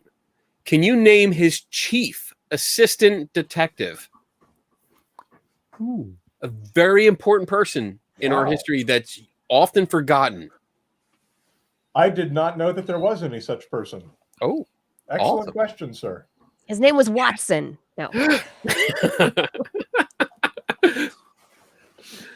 That was a Ooh. fascinating episode. The relationship between Houdini and Sir Arthur Conan Doyle. yeah. If you remember that Skeptoid episode, boy, Yeah. that was a wild one. And yeah, I've read a lot about Arthur Conan Doyle because I do a segment on my show where I look at historical newspapers, and his name, when you look up spiritualism, the reports of what he traveled the world, he traveled Australia, talking about supernatural and spiritualism quite a lot. oh, did I just give it away? That wasn't right. No. Mm-mm. Nope. Nobody's got it yet. Dan Aykroyd is a good guess, by the way. Yes. Yes. So, question: Sherlock Holmes author? Yes, Sir Arthur Conan Doyle wrote the Sherlock Holmes stories. Yes. I've tried to engage with Dan Aykroyd several times over the crap that he spews out as being serious with ghosts and all that, and he will not engage with me. Kenny, is he a nut, or is that part of the show? He's just famous. He's famous, but he has. I think his father was really big in the metaphysical kind of spiritual crap, and he was raised that way. So I think he fully believes in what his father taught him, and then, I mean, it inspired a lot of the stuff that he wrote in Ghostbusters. But I don't think he's crazy. I think he believes it. Because I've seen some of the interviews he's done, and I have to shut it off, because like I love him as an actor, but as a serious person and trying to educate the public, I think he's a complete idiot, and it bothers me. Did Fiacre get this one right? Let me see. That's the only one I see that I know is not, that I don't know is wrong. No. I don't see it anyway. I'll give you a hint. Female detective. Oh, stumped. There's a small book that's written about her. A very, very small book. There you go. Urban Osprey. Rose Mackenberg. Next time I see an osprey, I'm going to call it, hey, look, there's one of those ospreys. I was tempted to say Bess, but no, it wasn't Bess. Okay. Rose Mackenberg was Houdini's chief assistant detective. Mark, I was also thinking of his wife. It's not his wife, though, right? Yeah. She helped him on stage with his magic, but did not take part in the investigations of psychics. Okay. So Rose, basically 10 days to 2 weeks before Houdini would have a show in whatever select town or city, Rose would travel there, and she would actually buy local clothing and don disguises. She had different disguises, and she would sign up for the mediums. She would attend the seances, and she was trained by Houdini to recognize the tricks. So she would go through the seance, report back to Houdini and say, this is how they're doing it. And Houdini would then perform the second part of his show on stage. He would replicate everything the medium did. Wow. And this went on for years. And even after Houdini passed away, Rose continued her lectures. She would lecture at colleges and explain, like, these are the tricks of seances. This would have how the spirit trumpet would float or levitate, and this is how this would be done. So very interesting woman, and one of my idols, honestly, because she just did so much work, and she was uncredited with that. So sounds much. like it could be a good movie, doesn't it? Yes. Absolutely. Yeah. And as a woman, she was probably just, nobody expected anything from her. And so she could go in undercover very easily. Yeah. Just the poor woman going in for a seance to find out about her dead relative. But it was amazing. And she was really good. When Houdini would go to court, he was in DC and was testifying against psychics and trying to get a law passed to ban mediums, like, across the country. And Rose was one of his chief witnesses, and she would take the stand and just talk about going to these seances and exposing the tricks.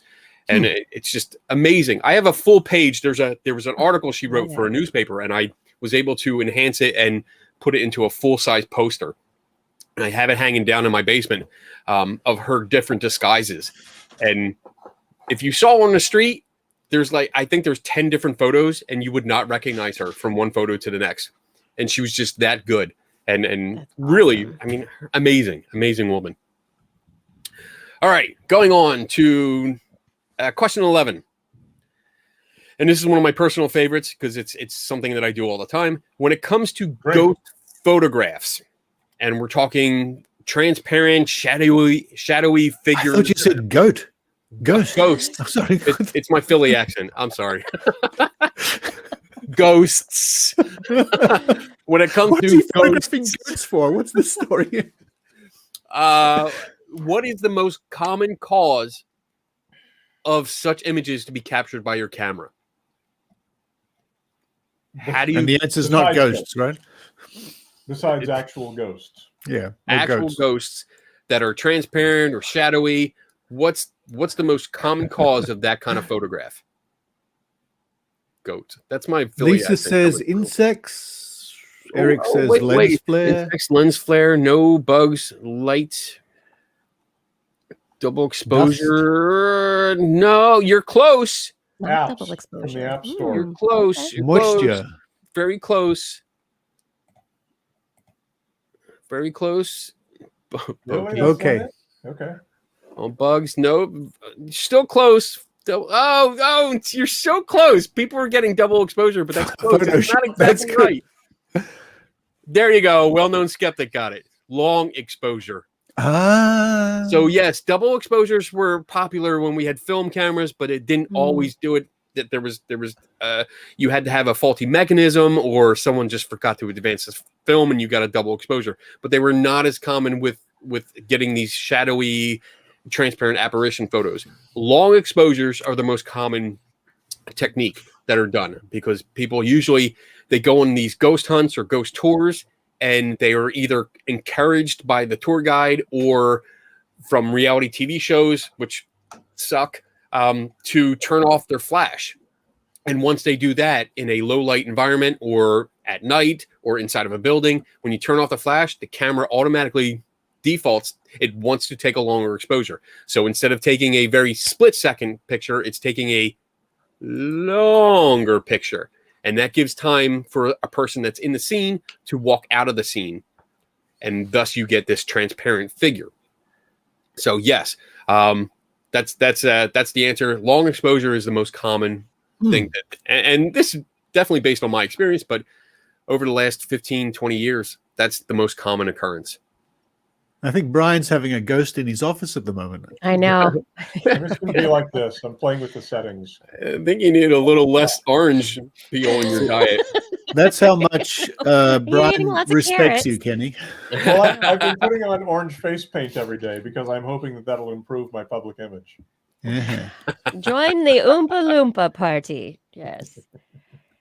I've been looking up now I'm like looking up Curlian photography because That's You asked. that's A fun. rich subject. Yeah, that's an interesting subject. That's a lot of fun. All right, so let's see. My next question is, this is pretty simple. There are a lot of ghost hunting gadgets out there you see on reality TV. Name 2 popular ghost hunting gadgets. Oh, there are so many. Come on, people. We better Don't start let 'em down. with the answers Don't let fly. 'em down. tricorder is not one. Tricorder. That's a good answer. I like that. Oh my goodness, that's awesome. If this was up to me, I would give you points just for that. Oh, thanks. You know what? It is up to me. You get 100 points just for that. Ooh, I win. I think we have a winner. 100. Let's see. Magnetometer, radio frequency detector. There you go, Eric. What's You a got it. Rum. I like that answer better. Rum. There's a Is good a answer. magnetometer Rum. something that people actually have and carry around that you can buy from a hardware store? Say that I've again. never seen a magnetometer used. You can. They're expensive, but you can get smaller ones. Okay. That I don't use one personally, but Oh, yeah, I've seen neither people do I. use it. Yes. In my ghost hunting, Good. it's not one of the things I rely on. All right. Good one. Good one. All right. So next one. Let's see. Wait, who's the So- winner? You declare the winner here. Eric. Oh, your- the your winner turn. was Eric Berman. Eric Berman got it. I hope you've got enough socks to cover all these promises, Brian. That's all I can say. I'm not saying that I would say Canadian Space Advocate is the first to give Oh. 2 answers that I think are genuinely commonly used. Type of Flannery ghost goat photos. Where are we at? I don't see that.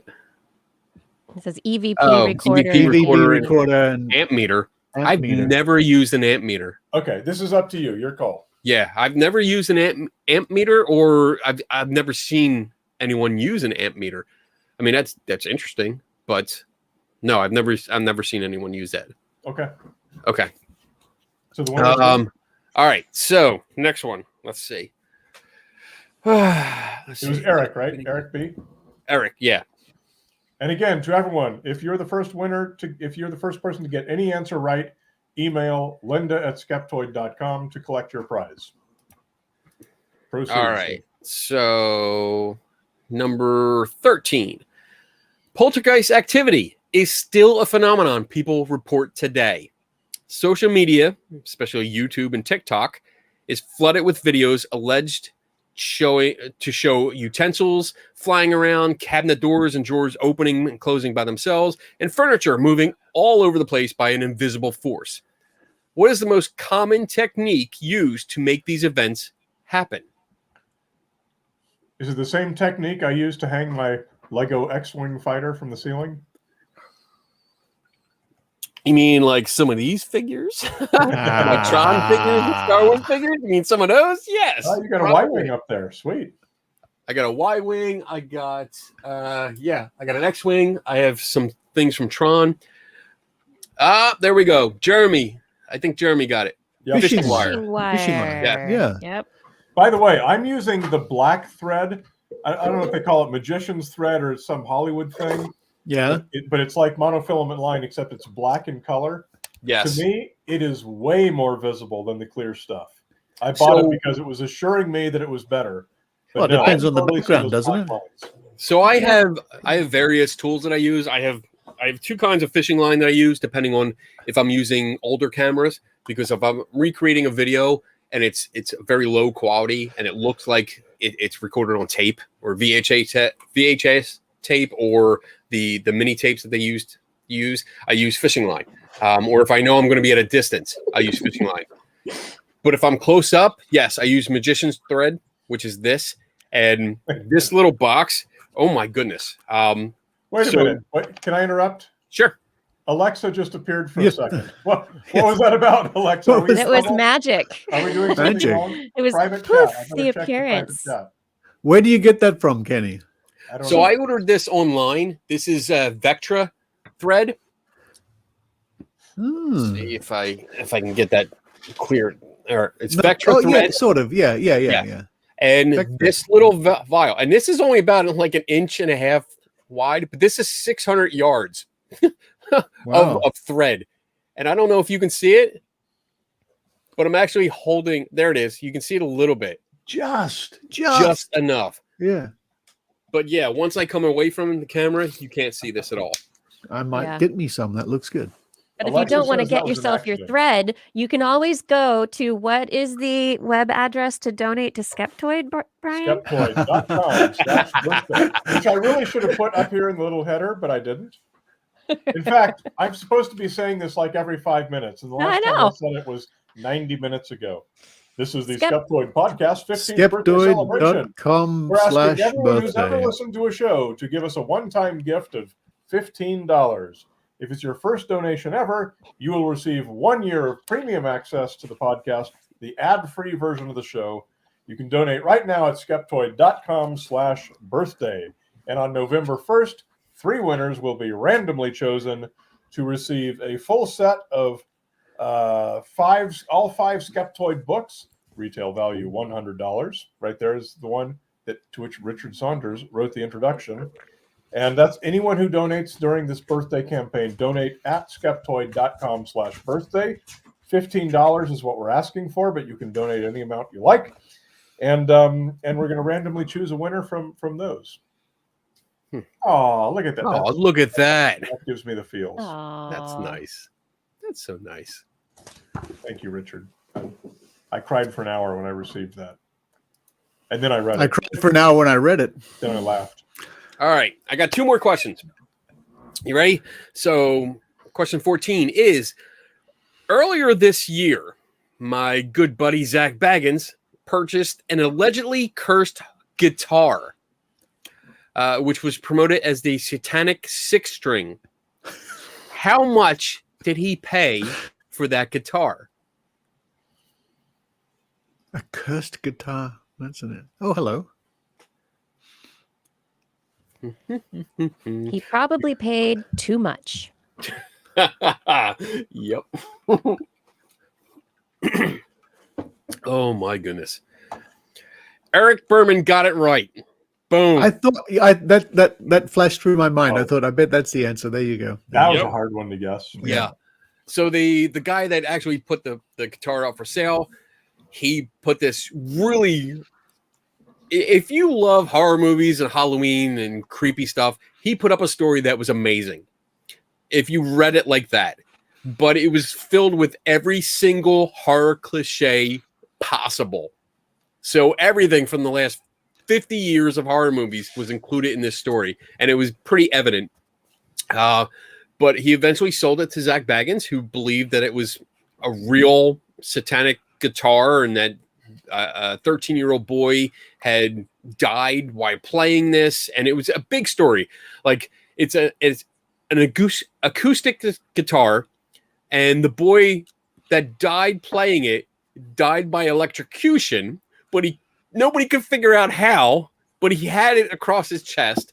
He was playing this death metal music at the time. He was all into satanic rituals and stuff, and there was a big backstory. And eventually, when I started investigating it, I talked to the guy that sold the guitar and appealed to his sense of truth and science, because when I said I was with Skeptical Inquirer magazine, he loved it. He loved that kind of stuff. And after we talked, he admitted that he had made the entire story up and just to sell the guitar, which was great, because when Zach heard about it, he immediately called the guy and was like, "What the hell?" So that was fun. That was fun. All right. So yeah, he paid $666. That was the asking price of it, and he paid it. So last question for me tonight, and this is a long answer. You better do your research, and if nobody gets this, I'm going to be so pissed off. What are the full names of the main characters of Scooby-Doo Gang?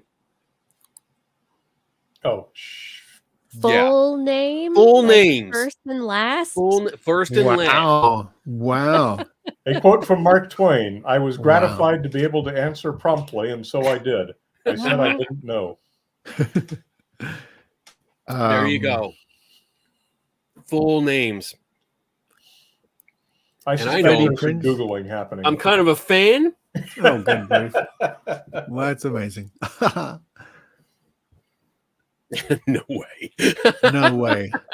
Come on, they're out there. Does Scooby-Doo have a last name? He has Dude. a last name and he has a first name. Really? Okay. Yes. Scooby and Doo? No. What about Scrappy Well, Doo? Isn't it? You're half right. I'm not going to tell you which half is right. Scooby-Doo Doo? Rots of rock. That's Good. Putting the socks on my shoulders, they're not staying there, so I'm going to stop doing that because it's a I silly bet if you thing. got some safety pins, you could pin them together and make it into a scarf. You I can could pin them to my nose, like on either side. No, I'm not recommending that. I think that's a really poor idea. That would be But- bad. you That would be pretty bad. could pin them to your lapels. Here's an answer coming in. Shaggy Rogers, Fred Jones. You are like 95% correct, but Scoobert? not 100. Ooh. You're missing one name. No. One name. I'm not telling you who. There's someone else. Lisa Lung is probably right there. If it's more than 20 seconds, you have Googled. You Googled Scrapper and you Scooby-Doo. copy and pasted the wrong one. You missed some movie racks. Yes, you get Scooby snacks if you get it right. From Brian Dunning in the form of socks. Scooby snacks, otherwise known as Skeptoid socks. Screen cap. No. Scrappy Doo is not part of this, Thank so God. don't worry about it. No puppy Is power. it some character we've never seen who was in the series for like No. episodes? It's the main characters, the 5 main characters. Nice message there coming in from Patrick, aimed at Brian. Thank you, Nope. Patrick. That episode was like 8 years ago, so Shaggy, Fred, Daphne. I was reading it again Velma, today, though, Scooby. actually. So kind of think like Is it one- Scooby one Doo of the- Rogers? No. One of these names that I see in that answer from Odd is there we go. We got it right. Fiatra? Fiatra got it right. Norval. Yep. That's what Shaggy's real name is. Ah. Oh. Yeah. Was that ever used in the show? Not that I know of. But those are the official names of the Scooby-Doo gang. So there you go. A little trivia. I'm betting that none of you knew. And there you go. That's a good bet. There you go. All right. I'm good. I'm done. Who got this one? Woohoo! Fiatra. Fiacra. Okay, so that's Last one more question. point for Fiacra. And again, just to remind everyone, if you get a question right, email linda@skeptoid.com to collect your prize for being the first person to answer a question right. You get a pair of the Skeptoid socks. The winner of each round gets what do they get? They get their choice of whatever they want from the Skeptoid store at skeptoid.com/store. And the winner of this round is, let's see, Skeptoid Media will post it here in the chat momentarily once the count is fully tallied.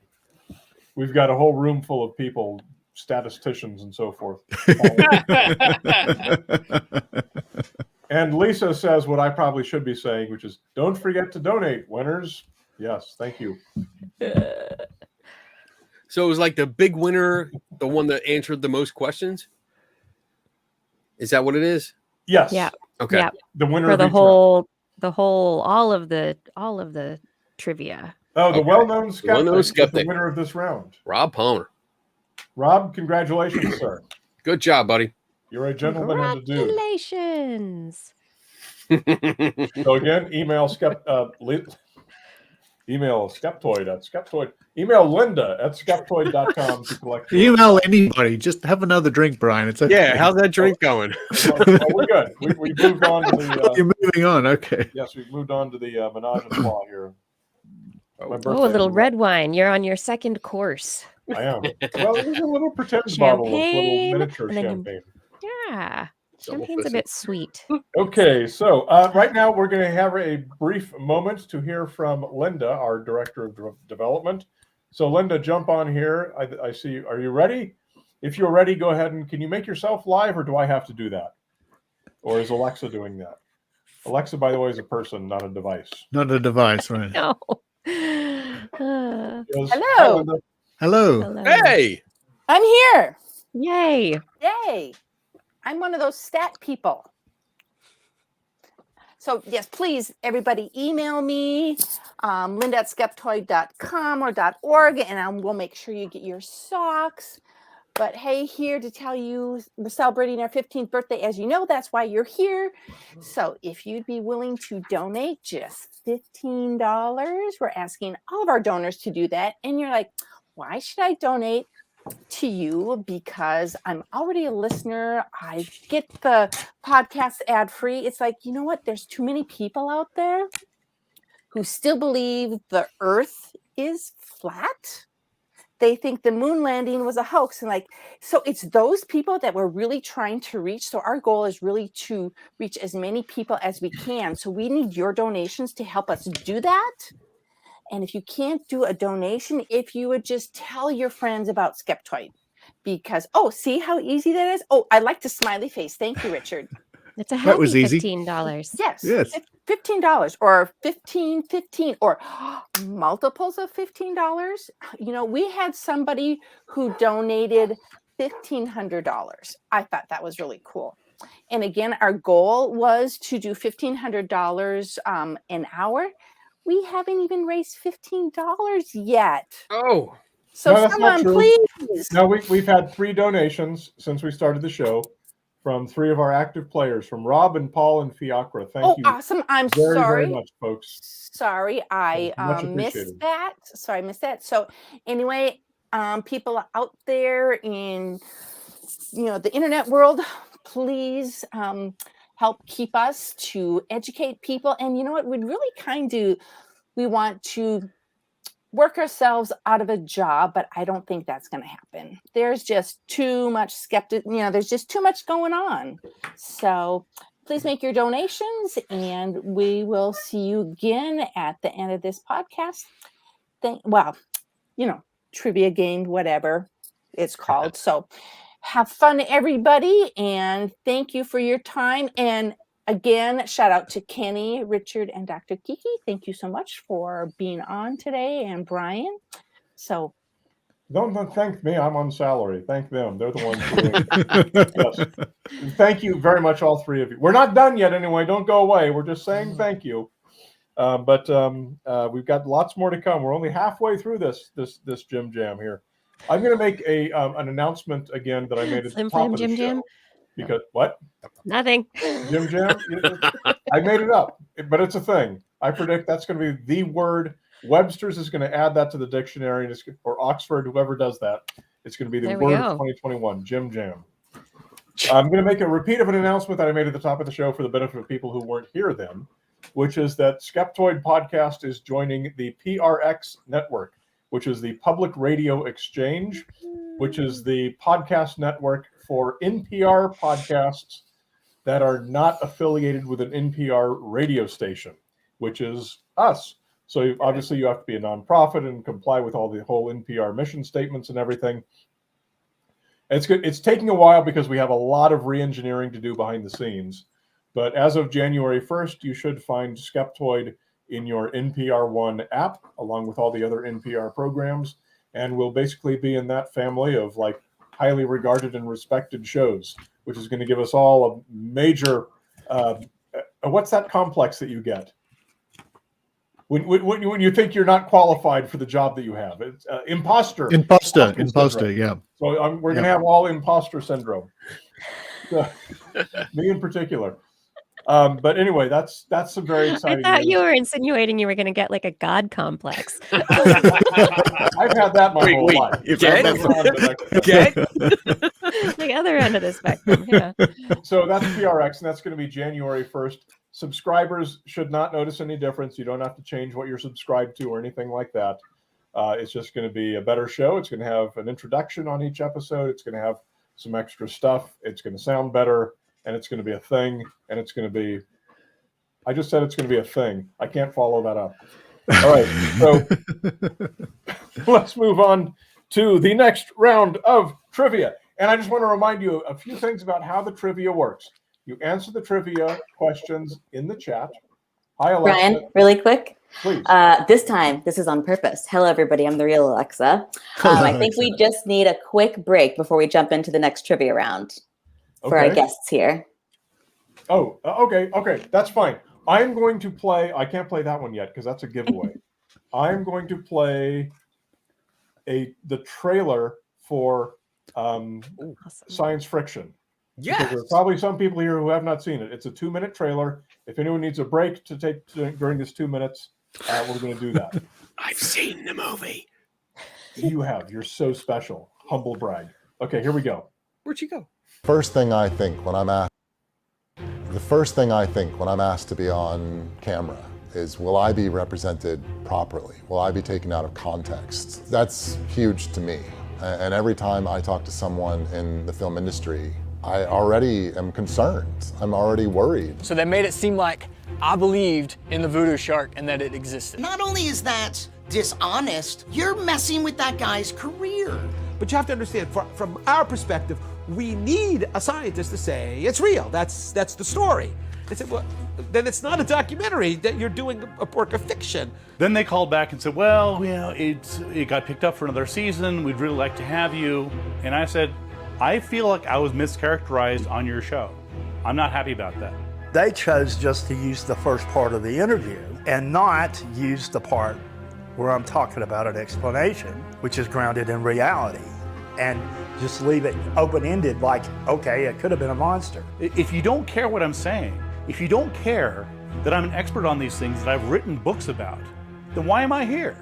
Don't turn me into a liar. So there I was watching the premiere broadcast, and I see myself saying the words that I had said, but with the framing removed, and left me just saying this old disproven idea, that I actually don't accept. None of these are based on any science or anything that scientists have said. These are all completely false. That's the most extreme example that I know of. They outright manipulated those interviews and those edits, and it's dramatic. This paper doesn't say that at all. COVID-19 did not exist when this paper was written. And therefore, if the news or the newspapers get it wrong, the public is going to be misled very, very rapidly.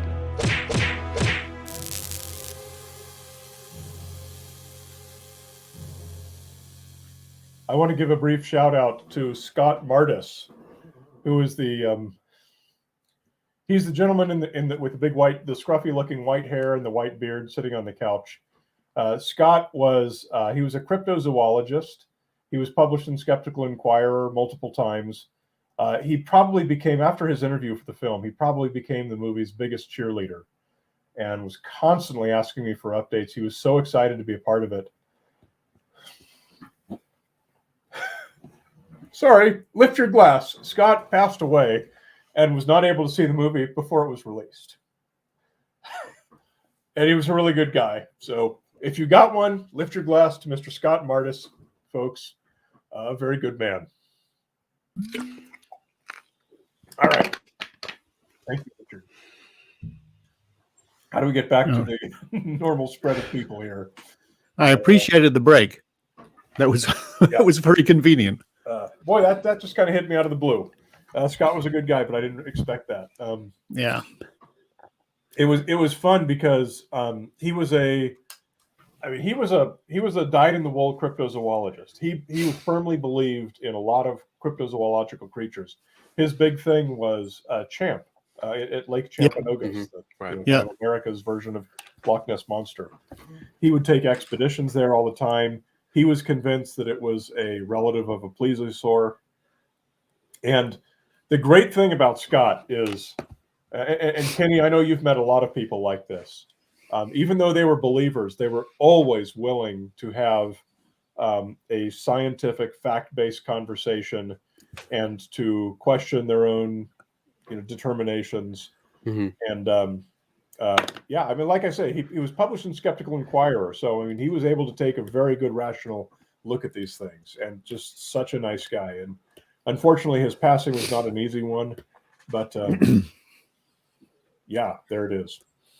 There's a lot of people like that. I mean, we're in this community, and you're talking to people on both sides of the fence, the proverbial fence, and you're talking to believers, full-on believers, people that are not sure, and then people that are skeptics and what have you. But you develop relationships, and honestly, I mean, it's.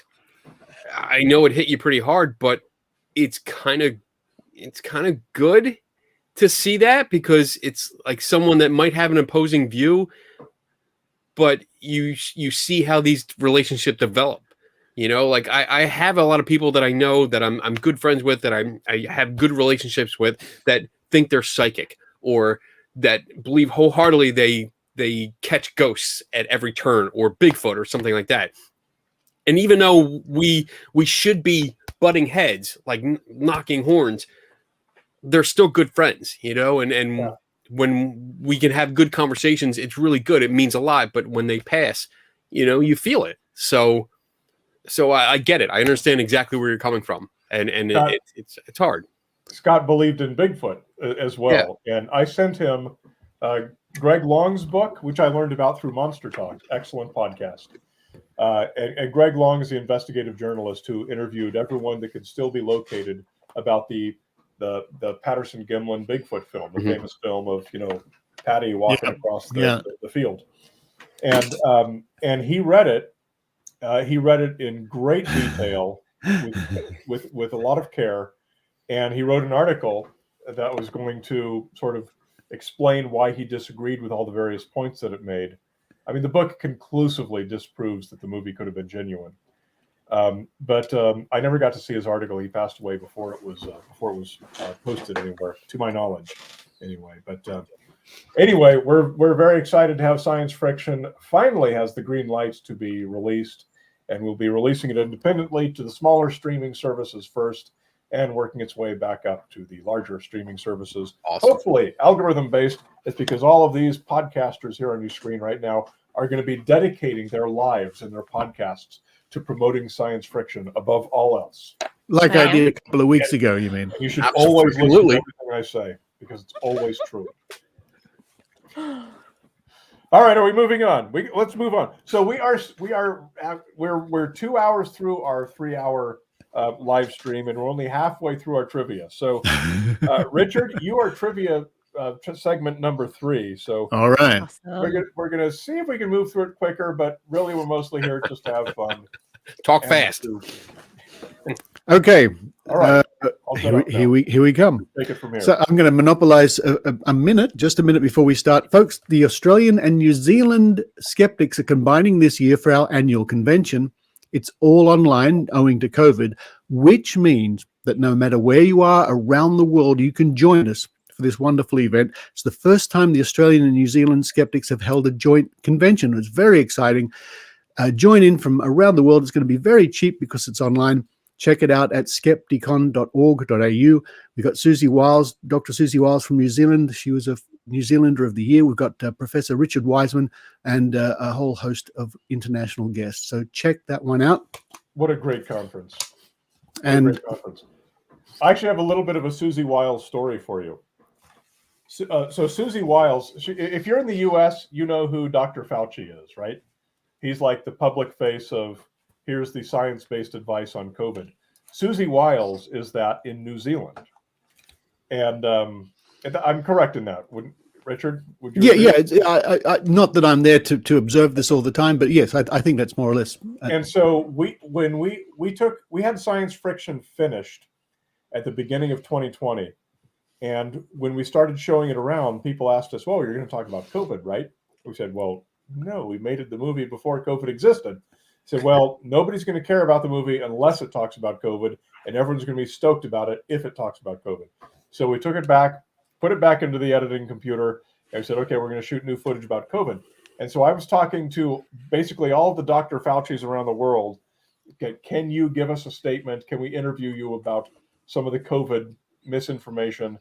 Our movie is about scientists getting misquoted and edited out of context. So that kind of limited where we could go. And so we talked to Susie, and Susie is awesome, and I love her to death. And so you should totally go to skepticon.org.au. Thank you. Please check that out. Check that out. All the information's there. Susie told me, and this says a hell of a lot. Susie told me, if I'm not going to do this, I'm not going to be your interview for the movie because I get so many death threats already on a daily basis. And if you do get someone to talk about this in your movie, please don't get a woman, get a man, get someone who's going to be given less death threats. I don't need another woman getting this kind of treatment, which we took to heart, of course. However, the woman that we do have in the film is a woman talking about COVID, and she's awesome. Dr. Emily. God, Emily, I'm so sorry. I'm spacing on your last name at the moment. But she's great. But I thought that was something that everyone needs to remember, that if you're a man and you work in the sciences, your life is a hell of a lot different than if you were a woman working in the sciences. The more you talk to, the more this is going to come out in stark black and white and be reality for you and not a socialist talking point or but you make a good point about the enemies of reason, the enemies of science and reason, and they're almost cult-like fanaticism. And this has been brought out for all to see during the pandemic, hasn't it? The cult-like fanaticism of the anti-vaxxers, for example, and so on. Anyway, let's get on with it. Yes, for those of you who don't know, I host the Skeptic Zone podcast at skepticzone.tv. Please listen to that every week. I'm inspired by what you're doing, Brian. I might have a live event sometime in the near future myself. You are so much better at self-promotion than any of the rest of us. That's why we all languish in obscurity. And I'm sorry, I can't hear you. I'm looking at my own card. There we go. Anyway, here we go. Here are 15 questions. Just adjust my microphone level. And they're sort of like Kenny's question. It's skeptical stuff. It's skeptical stuff. Let's see if we can get through them quickly. The first one's a multiple choice, and somebody can keep an eye on the chat to see what answers come up. And this is based on a Skeptoid episode. And don't forget, folks, $15. There's the ticket. There you go. He's not only better at self-promotion, he's better at promoting stuff. Promoting you. Now it's a competition. Question 1. Fingers at the ready, everybody. The most likely cause of the so-called min-min lights, the strange lights that appear sometimes in remote areas of Australia, is 1. Heat haze, 2. An inferior mirage, 3. A superior mirage, or 4. An inverse reflective mirage. Brian's trying to remember the episode. No. I remember the episode, but I got it wrong. And it was actually Mick West, who we mentioned earlier, who set me straight on that. Yeah, interesting. I'll see if that correlates with the answer I've got. Aliens. Somebody says. I'm going to say, Lisa, your answer, superior mirage, is what I had, and that is wrong. Ooh. That's the only hint I will give. Well, the correct answer has already been given. Which is, Brian? You Number can say 4. It's the inverse mirage, where it's flipped upside down. So that would be Well Lara done. Benham. Well done. That would be Lara Benham, yes. Well done, Lara. Lara is the technical wizard who, when we do Skeptics in the Pub every month here in Australia, coming up this Thursday night, she's busily behind the scenes making it all happen. Oh, fantastic. Yeah. Well done. She's great. Okay, so we got a correct answer. That's number 1. You're Thank hired you, Kenny. if you'd like to talk to us, by the way. Okay, the question number 2. The 1023 campaign is an international skeptics protest against what? Let's see. The 1023 campaign is a protest against what? Thank you, Ghazi. It's interesting with this slight delay. I'm just looking at the chat to see who comes up with this first. There we are. Oh, it's the well-known skeptic. He's quick. That was a good one. I like that question.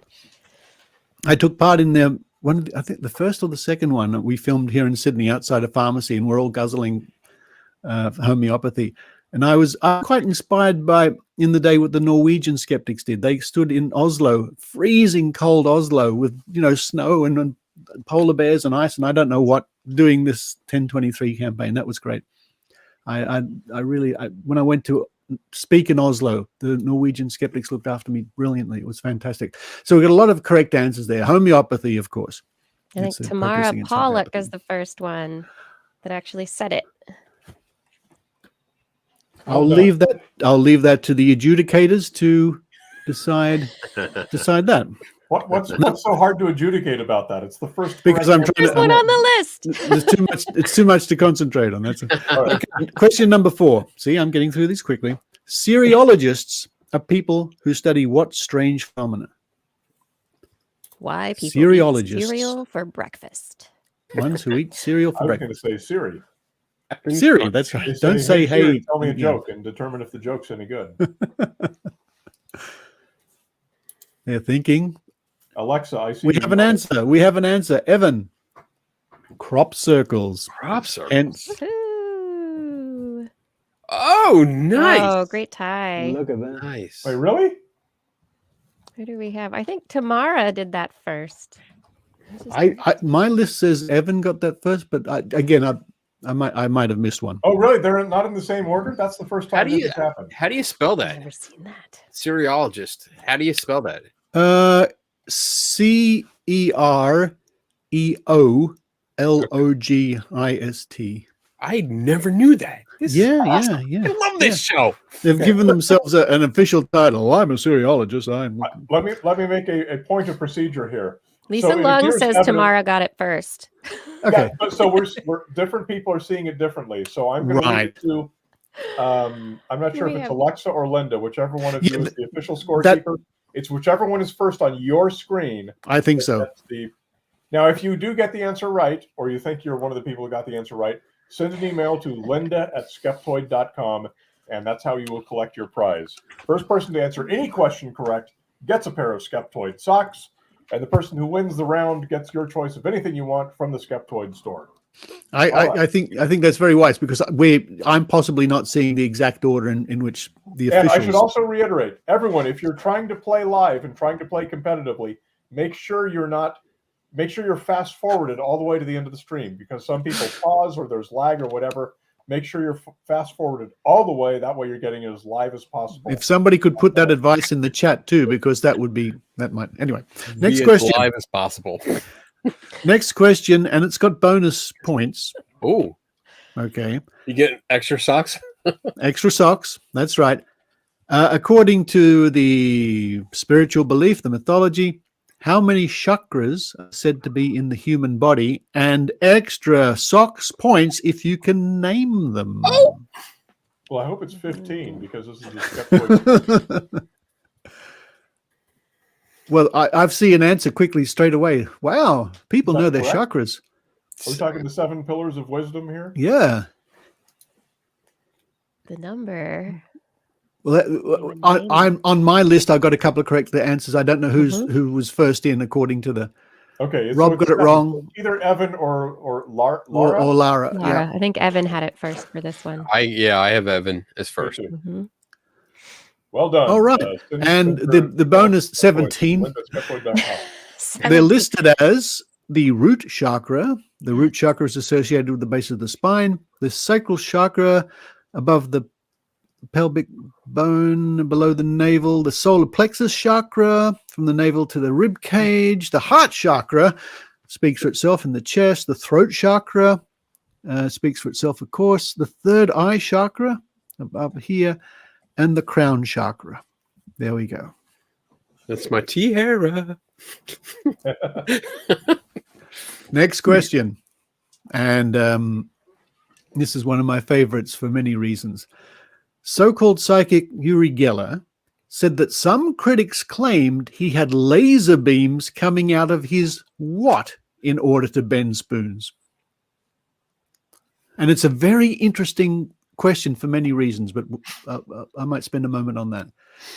Uri Geller had laser beams coming out of his... visual came to mind right away.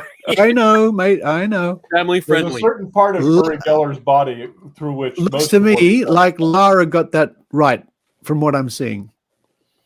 Belt buckle, huh? Belt buckle. Now, buckle. Here's the thing. I was going to say out of his cat, laser out of his cat.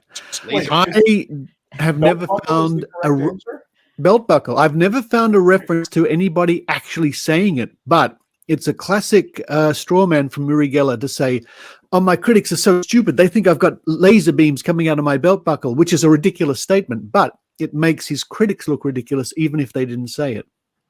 Of course I don't. Look, see, it's just a normal buckle. Oh, it's a normal buckle. He must have psychic powers. Or he'd say, I was going to say now, though, it's not maybe laser beams, but people are getting implants and using coils and stuff to have actually ear implants. And so they'll have something like a hair piece. There are magicians who will have like a hair piece or a belt buckle or something, and then an ear implant. Yes, cat lasers. Thank you. Yeah. But and then because of their implant, they'll be able to hear somebody giving them the information they need to answer questions. It's tough. It's tough. Yeah. He'd also used to say, "Oh, my critics say I've got acid on my fingers." What? I need to cut in. I need to cut in to say thank you, Sebastian, for the very generous gift. Thank you, Sebastian. Thank you, Sebastian.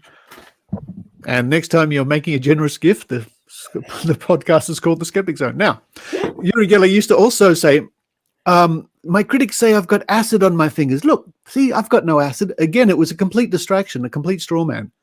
I don't know. I mean, it's a ridiculous thing, but Geller could say, "Look, there's no acid." Oh, there's no acid. He must be bending spoons. Anyway, moving right along with the show. Question number 7. And my mouse has gone to sleep. No. Here it is. Okay. What are the 4 suits that are most in use in modern tarot card decks in Western society? Suits? The 4 suits, yeah. It's like, in cards, we've got clubs and diamonds and spades. Right. In tarot, they're called something else. I guess I didn't even know the tarot cards. Yeah. I know what they are. I just did a show on this, the history of tarot. And it's amazing. It's amazing history. Richard demonstrates. I don't have a spoon handy. I'm sorry. Somebody wants me to bend a spoon, but I normally have some kicking around. They're all in the cupboard because I haven't been able to do spoon bending demonstrations. There we go. Thank you, Kenny. You're welcome. I told you I have everything in this office. That's the name of the award we give every year, is the Bent Spoon Award here in Australia. And 2 others. Come on. Come on. Come on. Come on. There we Swords, go. Cups, Pentacles. That's the one. There you go. Yeah. Wands, Swords, Cups, and Pentacles. That's right. There are other variations, but that's the mass-produced tarot cards. There are the 4 suits being used. All right. Next question. Here we go. Australia has its very own version of Bigfoot, complete with frightening reports and sightings of attacks. What is the name of this creature? Dr. Carl. Dr. Carl Kruszelnicki. The Australian Bigfoot. Which more or less behaves the same as Bigfoot. Are we saying spelling counts? No, but the answer, and lots of people have come up with it, is Yowie. Yowie. When you see one, you go, Yowie! Laura was first on Didn't you do that on one of your episodes, Richard? I probably did. After 600 and nearly 80 episodes, I can't remember what I've done. I remember doing that recent episode. You were like, Yowie! Yowie! I probably did. It gets lost in all the crikeys. Crikey. It's the skeptic zone, crikey. All right, so the next question. And Kenny, you probably could look at this around your room. What 2 words are written at the bottom of a classical Ouija board? Oh. Oh, the bottom. Copyright Parker Brothers. Apart from any Too many copyright. words, Brian. Too many 2 words. big words at the bottom. 2 big words. Big words. Close, Lara, but no. Evan, close. If it's not yes and no, then that's... I need it exact. There's the thing. It could be argued it's 1 word, but it looks like it's 2 words. Yeah.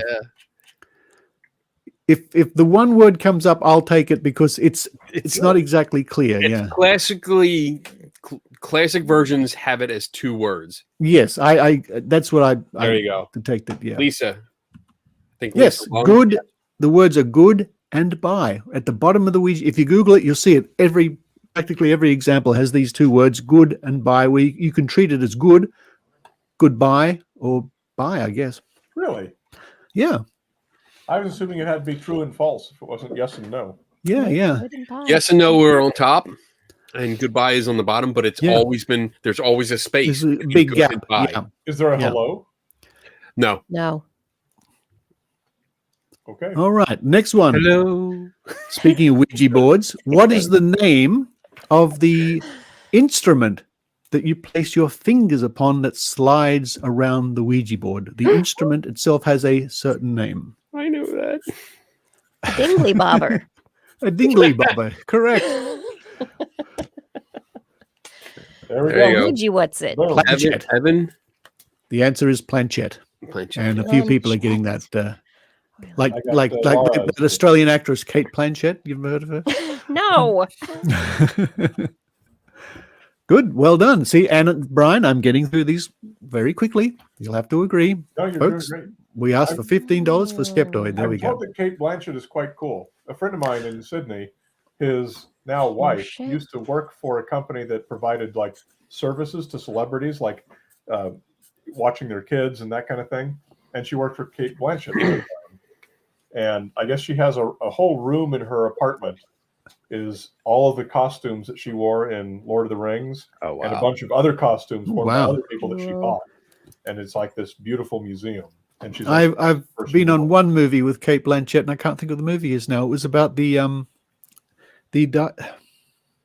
was about George Bush when they accused George W. Bush of shirking his military responsibilities or something. There was a big scandal about it. Anyway, there was a movie based around that, and moving right along. I can't think of the name of the movie now. All right. Question Was 11. it the one that was like, you can't handle the truth? No, it started Tom Cruise and oh crap, I forget his name. What, Jack Nicholson? Jack Nicholson. Yes. Jack Yeah, Nicholson. Thank you. This other movie I'm thinking about, which the name I can't remember, starred the guy who played And Kate Blanchett. something else in another movie. Kudos for John for Plectrum. That's The movie Inner Space, and he also played Jerry Lee Lewis. A really good, fun, good actor, and I just can't think of his name. But you're telling a great story. I mean, I'm telling a great story because I just can't think of their name. Somebody will come up with the name. The movie was Inner Space, where Martin Short was shrunk down. And anyway, next question. Somebody will put it up.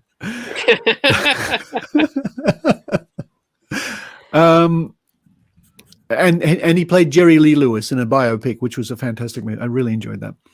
The water divining documentary that helped kick off Australian skeptics is called, and here's multiple choice, is it called It's Dry and We Need Water? Dennis Quaid, thank you. That's the actor I'm thinking about. Okay, is the movie called It's Dry and We Need Water, or James Randi in Australia, or Randy's Water Challenge, or Dowsing for Dollars? The movie, which is absolutely pivotal to the formation of Australian skeptics, and it's on YouTube. Just look up when we tell you the name. Oh, wow. And it's a fantastic documentary. A big thank you to Sandy for the very generous donation too. Thank you, Sandy. Thank you, Sandy. The movie you're thinking of, Richard, not for your question, but for Dennis Quaid and Cate Blanchett, is Truth. Truth. That's it. Yes, Truth. Yes. Truth. Yeah. That's true. That's the one. That's the one. And it was great to see Dennis Quaid and Cate Blanchett work together in the scene we did. That was fantastic. Okay, so the answer is James Randi in Australia. Very imaginative title, but a seminal documentary. Please look it up and watch it. It's worth 40 minutes of your time. It is a classic of skeptical investigation, and it's very important. Right? Is Rob the first? Rob, get that? I think on my list it was, but it could be different. But yeah, James Randi in Australia. Another reminder for everyone, if you're the person who answers any question right, email to linda@skeptoid.com to get your Skeptoid socks for being the first to answer a question right. Okay, the next question. In the TV special Exploring Psychic Powers Live in 1989, which I have a copy, with James Randi, also with Uri Geller and Sylvia Brown, but I'm after the famous TV actor who was the host. Exploring Psychic Powers Live, 1989, with James Randi and some psychics, so-called psychics. But what famous actor and a man I admired was the host? That was... Good guess. Good guess. The well-known skeptic. Good guess, John. No, it's not Leonard Nimoy. I think I know, but I don't want to say it. And that is also available on YouTube, and it's worth watching. It's very interesting. Associated with a famous black and white TV series? He could have been, like many people. Guess that didn't really narrow it down, did it? It doesn't really narrow it down. And it's not Miss Nine. Raymond Berg, good guess. Good guess. Not quite. Interesting. Rob Serling, good. Another good guess. No, sorry, it wasn't. Okay, that's who I was going for. I think Rod Serling didn't live till 1989, if I'm not wrong. I think he died. We have a correct answer. I just saw it flash up. Where did it go? John Lithgow? No. I just saw the correct answer and it disappeared. It's like a ghost. Bill Bixby. John Bill Bixby. The answer is I saw it. Bill Bixby. Theatra. Fiacra again. Well done. That I'm not seeing the correct. Here it is, Bill Bixby. Yes, somebody had it. Yeah, Bill Bixby from My Favorite Martian, of course, and later The Incredible Hulk. But when I first knew of him, it was from My Favorite Martian, which, when you're a little kid, that show was just very magical. I love that show. My Favorite Martian. Palm reading. Next question, which is question number 13, about palm reading, is also known by what term starting with C? C. Palm reading is another term for it, starting with C. What's this one called? Huh? Reading the bumps on your head. Phrenology. That's phrenology. Phrenology. Yeah. So you could say bumps on the head, reading bumps on the head is also known as Lara says crap. That's what I was thinking too. And speaking of palm reading, folks. Great minds, Lara. Speaking of palm reading, I've just started a new little series on TikTok. If you look for @Richard_Saunders, you'll see 3 videos I've put up. They go less than a minute. One's about tarot, one's about palm reading, and one's about pendulums. There you go. And we have a correct answer. Chiromancy. Chiromancy. Yeah. How about Nicely done. Okay. Oh, yeah. Well done. Because chiropractic, chiro means like by the hand. There you go. Yeah. The next question, and I'd be interested to see. Well done, Fiacra. For those of you who don't know, for the last 12 years, I've been conducting what we're calling the Great Australian Psychic Prediction Project. And just as a matter of fact, largely me, but of course, with the help of a team behind me more recently on the internet, we've collected 3,700 published psychic predictions made in Australian media from the years 2000 to the years 2020. This will be released in the convention, the official findings of this report. I think I've run across references, and other skeptical groups have looked at the year in review for psychic reports, but I can't find anything which comes close to the sheer number of predictions that we've catalogued and marked and analyzed and everything. Anyway, 3,700 predictions. And here's the question. And a big shout out to all the people who helped me, who some of them are watching now. What percentage of those predictions out of the 3,700 concern celebrities? Oh. And I will look for an answer within 5% either way. 50%. You're not supposed to answer. Okay. Didn't you tell me, I don't think this is giving anything away. Didn't you tell me that 11% of the predictions had come true? Yeah, the ballpark figure, and it'll be officially announced, of course, is, I think I've stumbled across something called the 11% rule, where there's a strong correlation, no matter how we slice it, that the number 11% comes up a lot, meaning that if you analyze enough psychic predictions, roughly 11% will come true, arguably true, more or less, one way or the other. Wow. Which means an awful lot don't. Well, you've got a job on right now on your hands. We've got a correct answer within the tolerance, and it is 5%. The correct answer is 36. Wow! Out of all the predictions, Jeremy McBain. 36% of all the predictions are about celebrities. Now, of that 36, 10%, roughly 10.8% are correct. So there's that interesting correlation again. Okay. The next biggest category are predictions about politicians and politics. That takes up 14% of the database. Sport is the next category, taking up 9.4%, and the royal family takes up 6.5%. There we go. Jeremy, send an email to linda@skeptoid.com to collect your prize. Okay, question number 15, and there's a bonus question too. I've snuck in a question number 16 just for fun, but question 15, and if you were listening to the show earlier on, you'll know the answer. In what year was the Skeptic Zone podcast first broadcast? Oh. 1953. Close. Look at the color of his hair, and then. When I met Brian, my hair was jet black. I promise you that.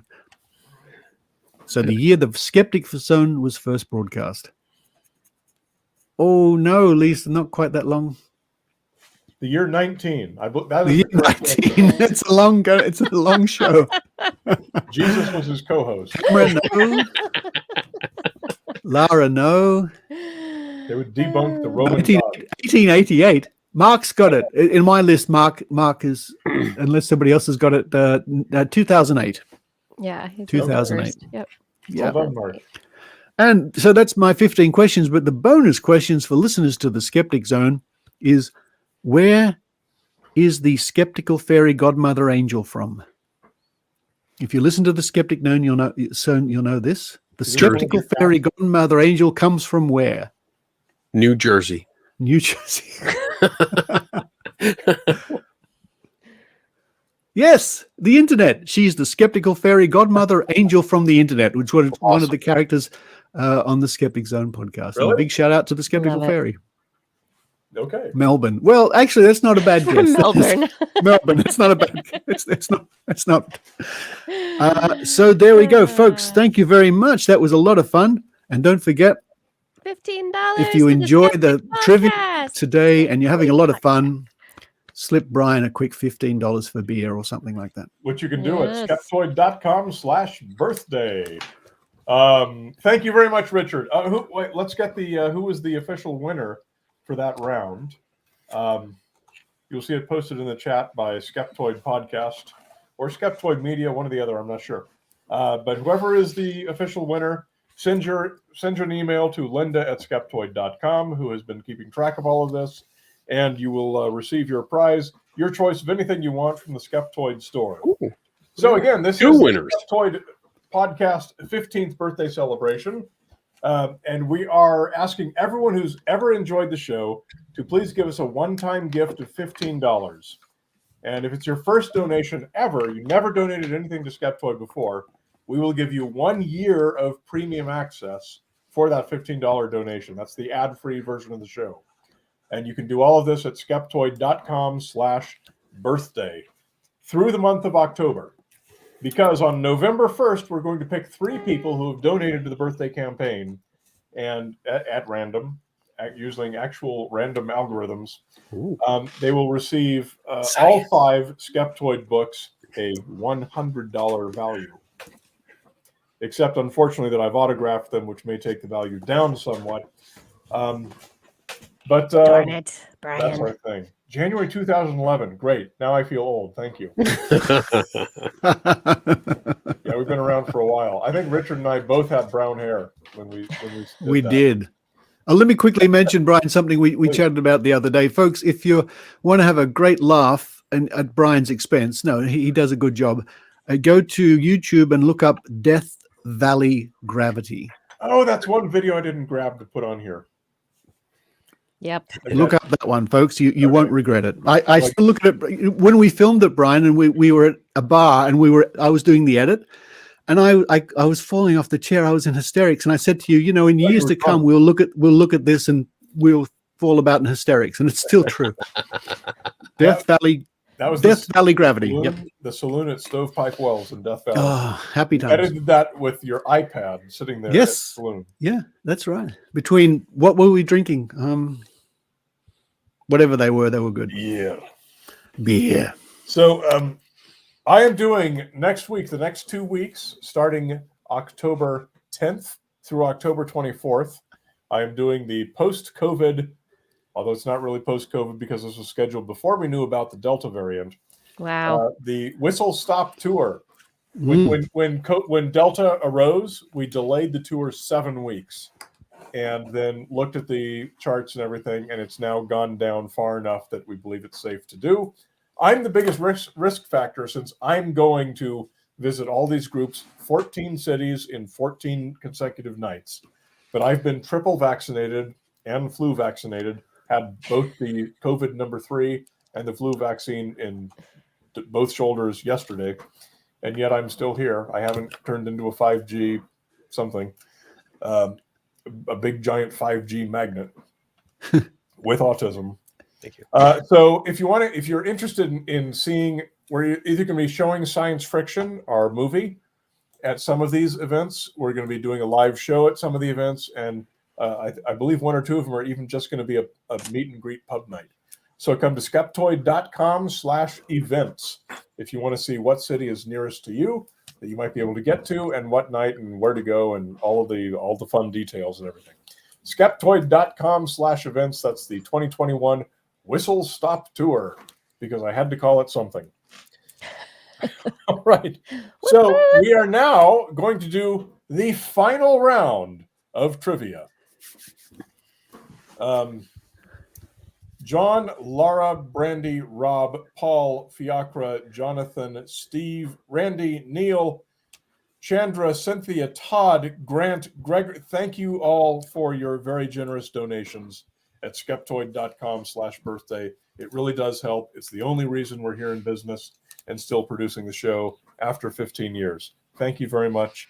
Your generosity is much appreciated, mostly by the people who need more skeptical content and need to have it continually drilled into their heads by people like the four of us sitting here. Okay, so final round, number 4. Reiterating, if you are not fast-forwarded all the way to the stream of YouTube or Facebook, fast-forward all the way to the end to make sure there's no lag, so that if you want to answer these trivia questions, you're going to have an equal chance to everyone else. So do that fast-forward. The winner of each round gets their choice of anything they want from the Skeptoid store. The first person to answer any question right gets a pair of Skeptoid socks. Yay! Which are lots of fun. And they're made in China, so you know they're good. You know they're cheap. No, they're actually very good. They're totally good, normal, awesome, promotional quality socks. I guess I should shut up now instead of trying to upsell the socks. Yeah, Brian, come on. Okay. On November 1st, we are going to draw 3 winners randomly from everyone who has donated at skeptoid.com/birthday. And those 3 winners will receive a full set of all 5 Skeptoid books, retail value $100. So let's now dive into trivia round number 4. Put your answer in the text chat. And if you are the winner of each question, send an email to linda@skeptoid.com. Here we go. Question number 1. These are all questions from Skeptoid episodes. Number 15 for our 15th birthday had some relevance. Now, I want to ask one of our distinguished guests, Mr. Kenny Biddle. Damn. Do you have something within arm's reach that is a noisemaker of some kind? Oh, yeah. Looking around your room, I'm guessing. Yeah. Arm's reach, please. Yes, I got it right here. Right in front of me. Play it for us. Play the noise. Okay. I have several noises. Perfect. Every time one of my questions includes the number 15, you have to hit that noisemaker. All right. So if you say 15, I hit I'm it. asking the question, and if I say 15, you Okay. hit that button. Oh, yeah. All right. Ooh, what happens if you say 14? I'm still going I should have known. Well done, sir. Good. Okay, let's go. Everyone ready? Fast forwarded, ready to go. Lightning round, answer quickly. Win the prize. The Chinese socks that I haven't sold well enough yet, so I'll keep saying Chinese socks. Skeptoid socks. Skeptoid socks, that's much better. Yes, it is. What is that? That's a Skeptoid sticker. Anytime we send anything to anyone, we always throw in a Skeptoid sticker. So you will get a Skeptoid sticker along with your Skeptoid socks. Look at that, everyone. You see Look that? at that. Oh, look at that. Kiki actually totally rocks Skeptoid merch in every aspect of her life. But she's also very distinguished and respectful. Too much to show it off right now. So I'll give her a pass. Question 1. In 1827, 15-year-old music student. Very good. 15-year-old music student Ferdinand Hiller went to the home of his mentor, who had died the day before, and took a lock of his hair which today has been wrongly claimed to prove the great mentor died of lead poisoning. Who was the mentor?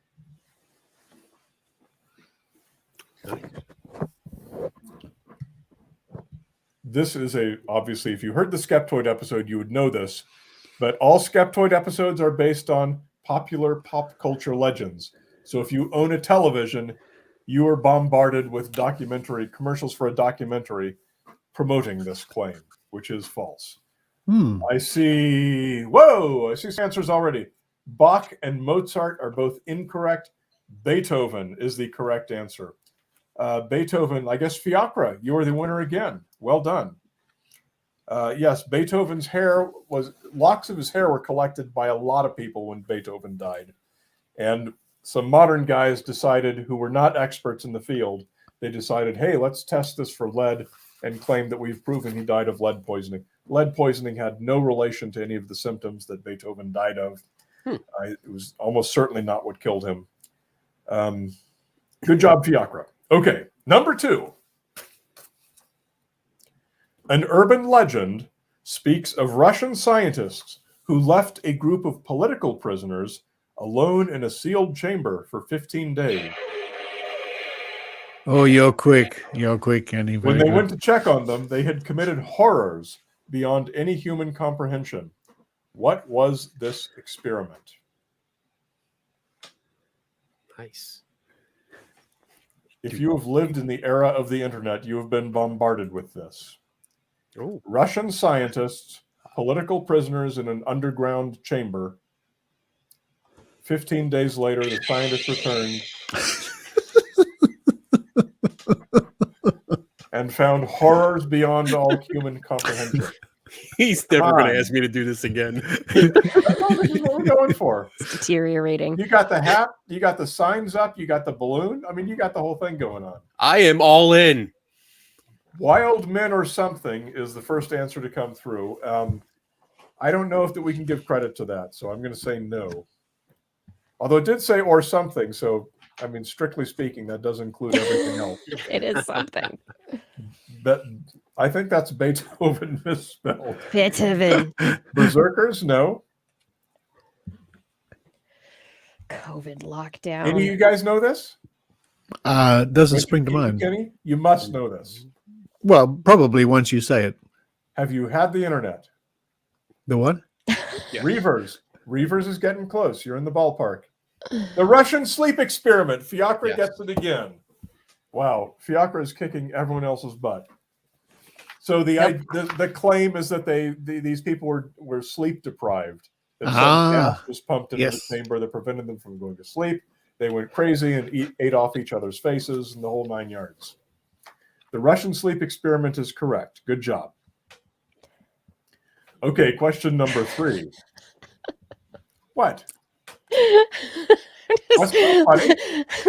Understated. Oh, they went crazy, ate off each other's faces, and I'm just thinking. What more do you need? I mean, it's a bullshit. I mean, it's either a question. Russian sleep experiment or it's like college. weekend. I don't know. Yeah. What are we doing tonight? Finals week at college.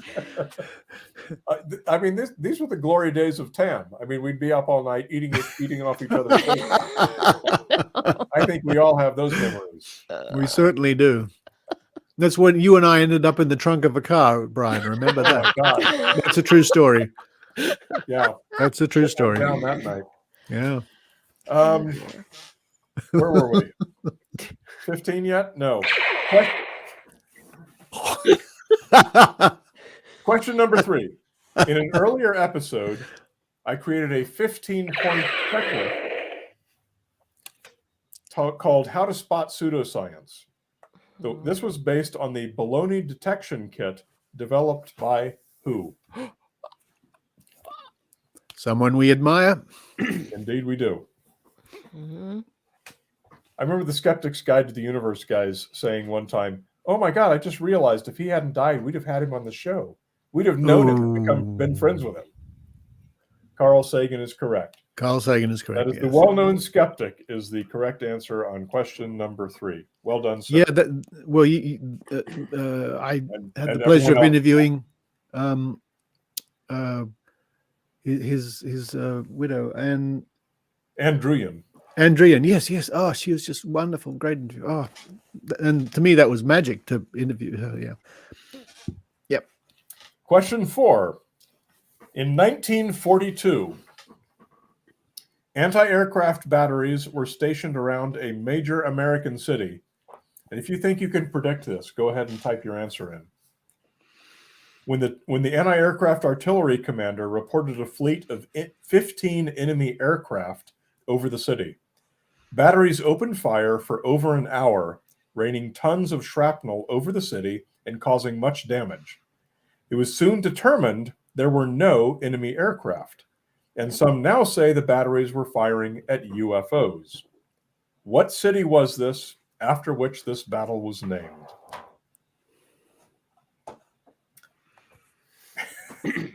People just type in cities.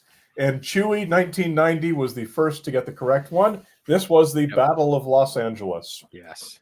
Which is true, which is absolutely true. The whole thing did happen exactly as it's told. The funny thing about it, though, is if you search Battle of Los Angeles on the internet, you'll see photographs that were taken of spotlights shining up into the sky and converging on some sort of a mysteriously UFO-shaped object. Those photographs are paintings. There are no photographs of the night sky in 1942 that reproduced well in newspapers. Nope. All right, question number 5. In 1955, and as always, answer up early if you think you can. I just want to see just the random answers that people just start typing now. Oscar Mayer is a good one. In 1955, a Kentucky family was besieged by as many as 15 small creatures they believed were aliens, and which we now believe was probably one pair of owls. In what town did this famous event take place? A pair of owls? Did anybody give 2 hoots? Boom. Pair of thoughts for this man. And the dad jokes commence. Just made this whole time worthwhile. I was waiting for 15 years to say that joke. Kelly Hopkinsville. You can't say 2 words. You got to pick one or the other. Okay, Kelly Hopkinsville is correct.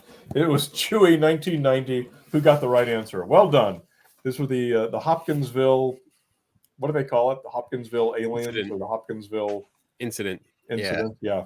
I have a alien sculpture figure that was made by the granddaughter of one of them, one of the people that were involved in the incident. Yeah, I talked to her and she made me a sculpture. So it was very nice. Oh, I don't have it right here. It's down in the basement. But I thought you were in the basement.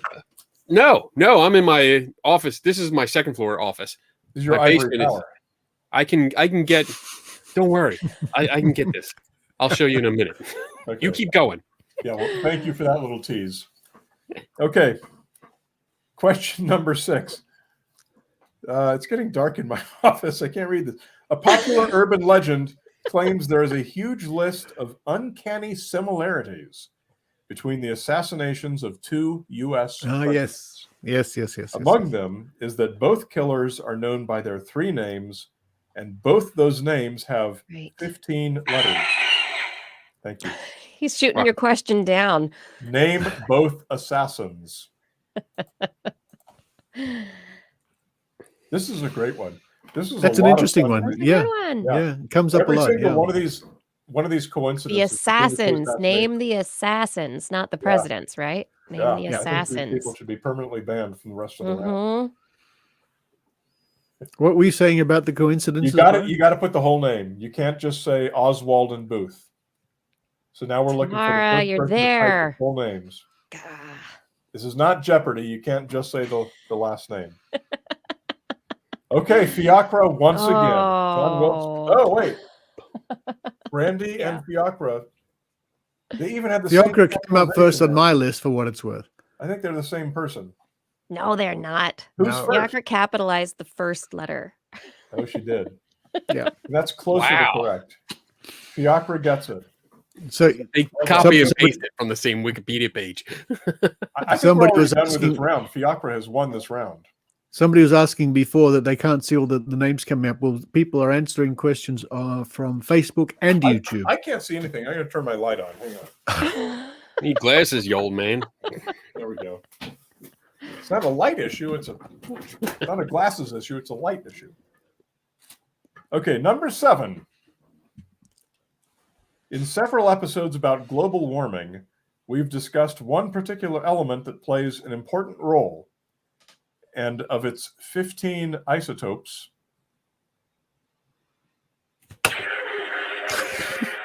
only 2 are stable. What is that element?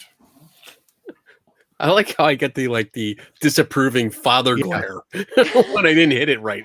Lisa says carbon 14. Carbon-14 is not. Is that an element? Carbon is the correct name. 14, Carbon right? is the correct answer. Carbon. John Breakwell. Yes. Well done. Carbon-14 is an isotope of carbon, so it's Very too good. specific. She does like science. Kind of. Sort Kinda. of. Yeah. Isn't it the name of the hockey team on The Simpsons? Is that the Isotopes? I think.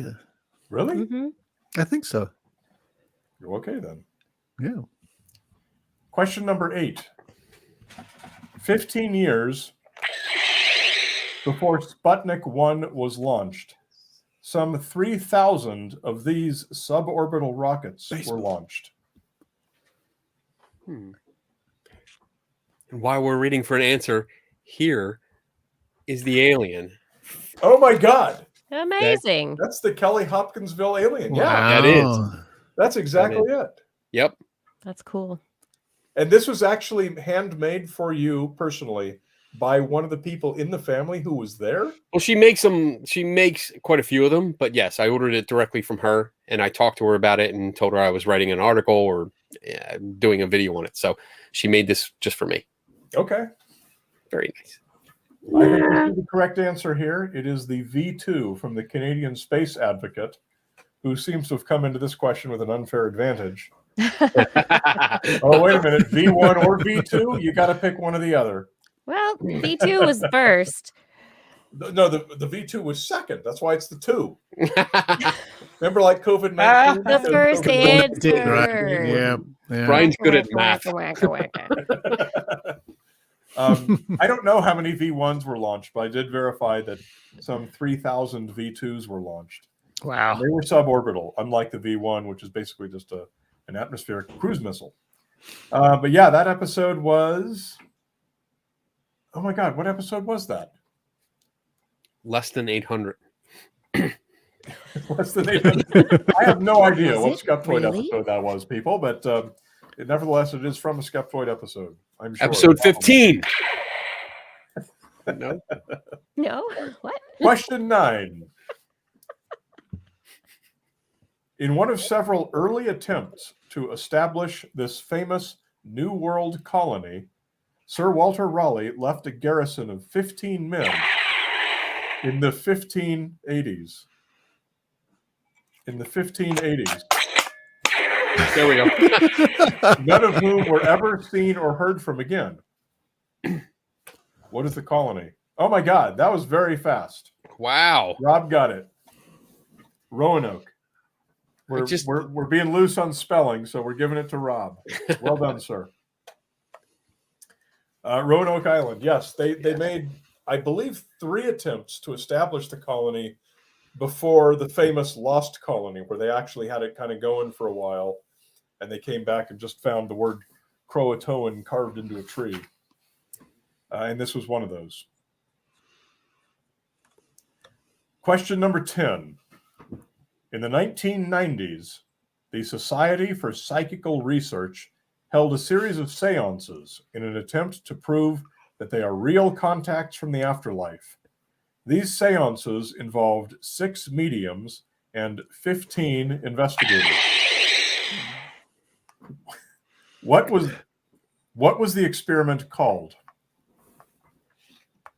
It's amazing how often that society comes up when I'm looking through historical records. Oh yeah, it is. Yeah, it really a lot. is. Yeah, they've done a tremendous body of work, and not all of it wooish. Quite a lot of it is skeptical.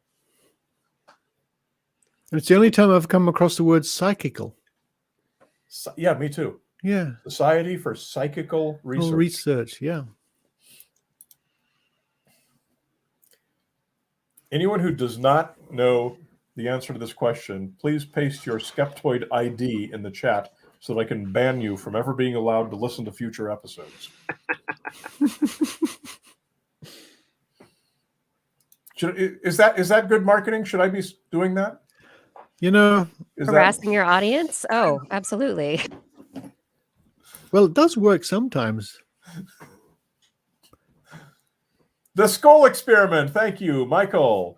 Very good. Yes. The There it skull is. experiment. The funny thing about this is Richard Wiseman was obviously younger when the skull experiment took place, but he was one of the guys who was brought in by like a friend of a friend. They probably wouldn't have let him in if they'd known who he was. He was a magician at the time. I don't even think he had finished his PhD in experimental psychology yet. But I once, when I was doing the episode on the skull experiments, I wrote him this question through email that was like 900 words. I mean, it was a huge, long question. And his answer was, it was total rubbish.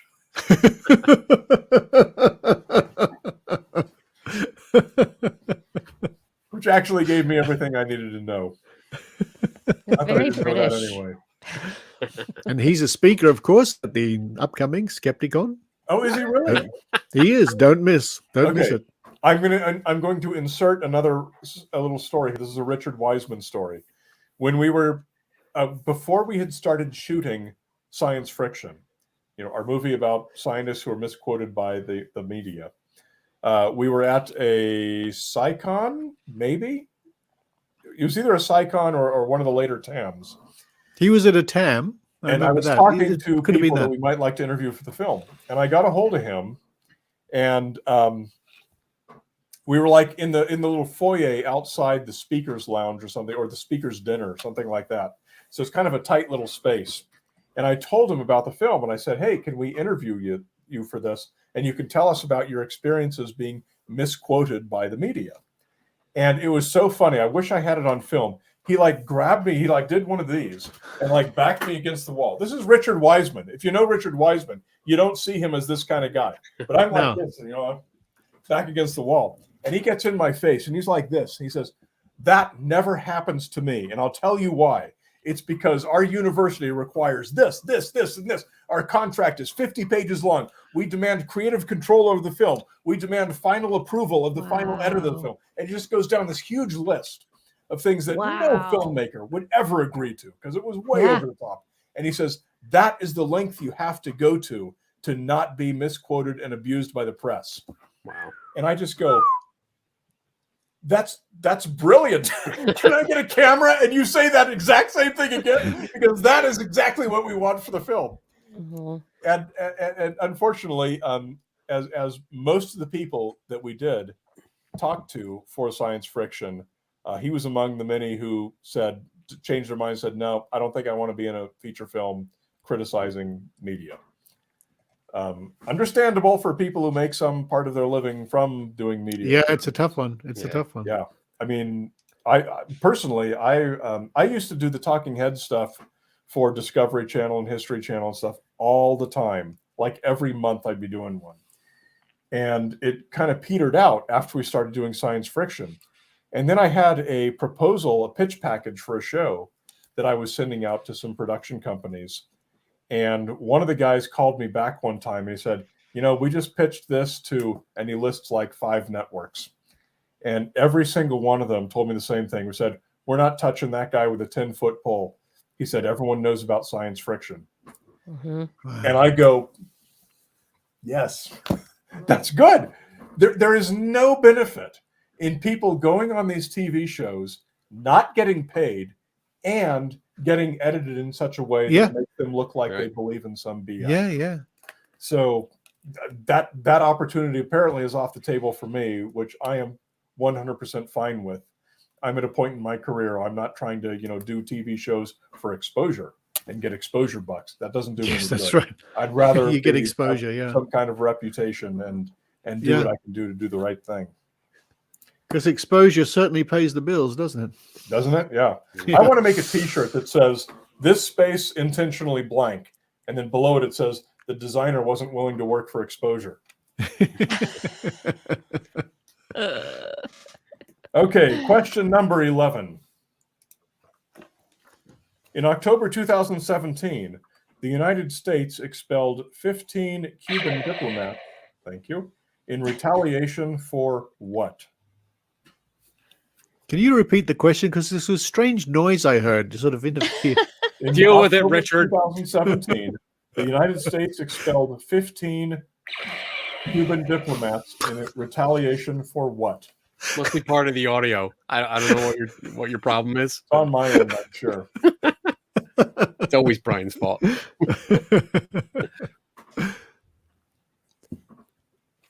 John got it. The Havana Embassy attacks. Mm-hmm. If you had put attacks in scare quotes, I would have appreciated it better. Yeah. Sounds It's still Havana going on, control. isn't it? It's Yes, you they're guys are still all right. You got it.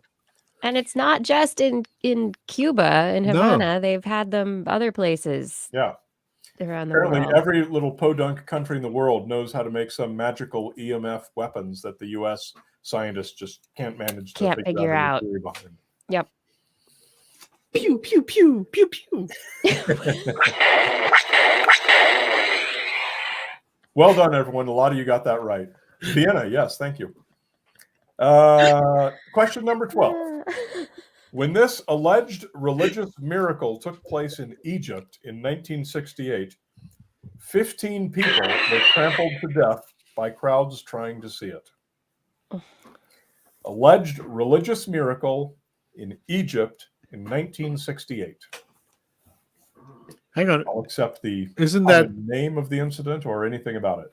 Isn't alleged miracle? Isn't that a redundancy? Doesn't that? What do they call that? A oxymoron? Hoax? No. Depending on whether you're a skeptic or a believer, it'll have different meanings. That's true. Any of you guys know this? Coming of Ra. Not instantly. Well, it's not the children who believed they saw the sun spinning around. No, that was in 1913, wasn't it? Something like that. That was Lourdes, yeah. Yeah. Virgin on top of a shrine. Apparition of Virgin Mary. Boy, those are all correct, but they're so not really specific. I think we'll give it to them. We're going to give this one to Tamara. The All right. apparition of the Virgin Mary. Because she was first on my list of correct answers. This was the Our Lady of Zaytun, is the common name. There it is, Zaytun yeah. being the, oh gosh, was that just the name of the chapel or was that the name of the district in Cairo? I don't know that, and I should.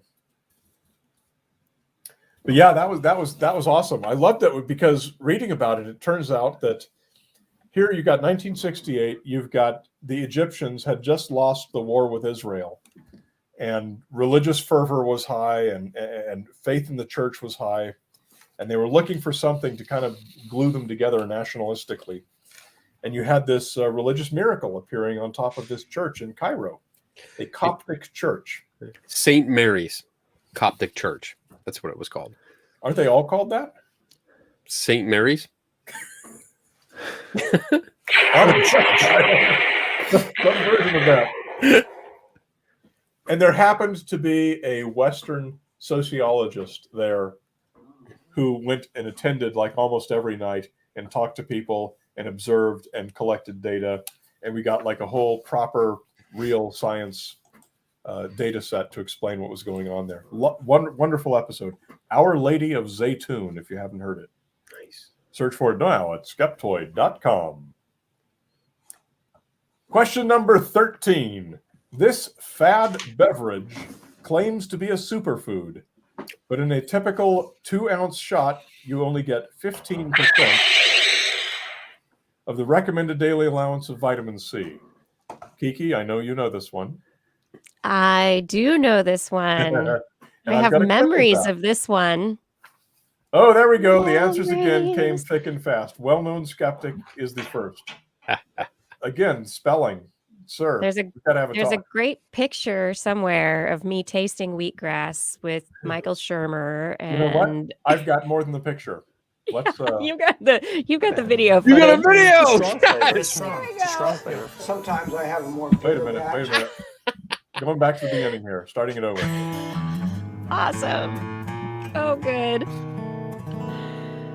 Definitely, it smells like grass. It smells like fresh cut grass. Yeah. Okay. What you year wanna was hold this? it in your mouth and kind of squish it around so it mixes with the saliva. And then you want to swallow it slowly. Okay. Should I try it? You look so excited. Okay. I was not excited. Yes.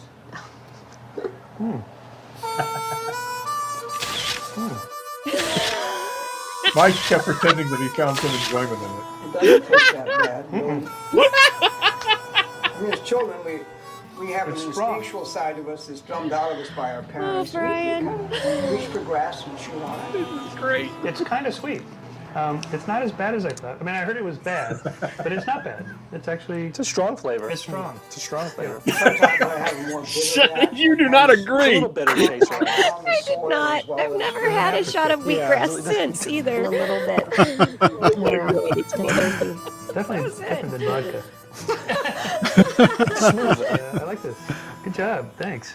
It was Michael's definitely like, interesting. yeah, I'm I'm glad in. I tried it. I don't know if I would try it again. I'm not sure. I haven't. We find that if I can find that one frame where there's this genius frame of you. You're like, I know. it's like right in here somewhere. Yep. Oh my God. Yeah, I almost spat that stuff right back out, and I couldn't, and I was trying to be nice. It was really, really hard. Like, okay. I think I'm about the only person on the crew who did not actually imbibe that day. I've never regretted that decision. Okay, question number 14. When this famous researcher died, government investigators entered his home and reported his thoughts and efforts during at least the past 15 years were primarily of a speculative, philosophical, and somewhat promotional character, often concerned with the production and wireless transmission of power, but did not include new sound workable principles or methods for realizing such results. What question is? Sorry, what question is this? Number 14. Oh wow! Again, boom, boom, boom, boom, boom. Right there. I was too late before. I see the well-known skeptic. Is Richard, you're like, what was the question? People are answering it already. I think Rob got this right first. The well-known skeptic. Damn. It was Tesla, Nikola Tesla. See, my Very well questions done, are everyone. like answerable and fun. They're not like, So were mine. Whatever, Brian. People learned things from me. Yeah. I got stuff to look up now. Yeah. But I talk about Bigfoot. The final question of the evening. Question number 15. No. In the 1990s, a pair of British cryptozoologists began a 15-year search in Sumatra for this cryptid, including taking plaster footprint casts. Cryptid in Sumatra, 1990s. Ooh, Footprint 1990s. Sumatra. Huh. And whether or not you have an answer to this question, you can always go to skeptoid.com/birthday to donate $15. In fact, you can reverse engineer how I made these questions. Just search for 15 in the site search. Thank you, Richard. Skeptoid.com/birthday. See, Kenny's just trying to get credit for copying Richard. That's right. I hired the same marketing company that Richard did. Okay, we've got some correct answers. And again, Fiacra, first to come through with Orang Pendek. Good job, Fiacra. Okay. Very good. Nice. The Hobbit. No, it's not the Hobbit. The Hobbit creature was mentioned in the episode. No, that's a real thing. Remember that? Yeah, that's a different place. Yeah. Was that Sumatra? No, it's a Homo different place. florenziensis. Wow, Yes. very good. Wow. I Very did not good. have that on That's the tip right. of my tongue. I have little things like this are in my brain. Other things a are brain. not. Very selective memory. Wow. Okay, so that's the end of round 4, and we are officially done with the Skeptoid Podcast 15th birthday live stream celebration. Yes. Thank Great you work very with the much trivia, for everyone. participating, Fun. and thank you so much for our special guests. Woohoo! And I think to close out the evening, we are going to invite Linda, our Director of Development, back on to say whatever she wants to say. And let's see, do we? Oh, wait, we have to announce the winner. Who? Well, Linda can do that. Linda, come on up. Linda. Here we go. Hello, Linda. Hello there. Hello there. Who won? The last round, Fiacra won the last round, and she answered 4 questions. Right. Well done, Fiacra. Thank you very much for playing. Yes. And Alexa has something to say, but she's... Yes, sorry, I was muted. Okay, so this one's actually a tie. We've had 2 ties for the trivia round winners. So it is Fiacra and the well-known skeptic. Okay. I thought I saw Fiacra on there 4 times. Yeah, they both are 4 times. Fight, fight. Oh, okay. I missed you. Sorry, well-known skeptic. I was debating whether I should have like some knockout round questions, but since we're overtime anyway, it's just everyone gets the prize. Great. Everyone wins. So Fiacra and well-known skeptic, email Linda at skeptoid.com to claim your store credit and also your socks. Yay! Yes. And Okay, bye. many thanks to everyone for their donations. Yay. And hopefully we're not going to be back here in 15 more years asking, and we'll ask for $30. But we don't want to do that because we want to be out of a job. Because that means there isn't going to be any more people out there thinking strange things. I mean, science rules, right? And we're all holding our breaths, expecting that to happen. Science anytime rules. now. I know. I don't want to put you guys out of job. I'll just say it for myself because you guys. What would we do, Brian? It's What an would we do? ecosystem. We will always be needed. There, yeah. Yes, there you are are people so who right. take advantage. There are people who tell the truth. It's always going to be a thing. Science will always be needed. Ooh, did you see You're the whole spooky. ghost thing going on?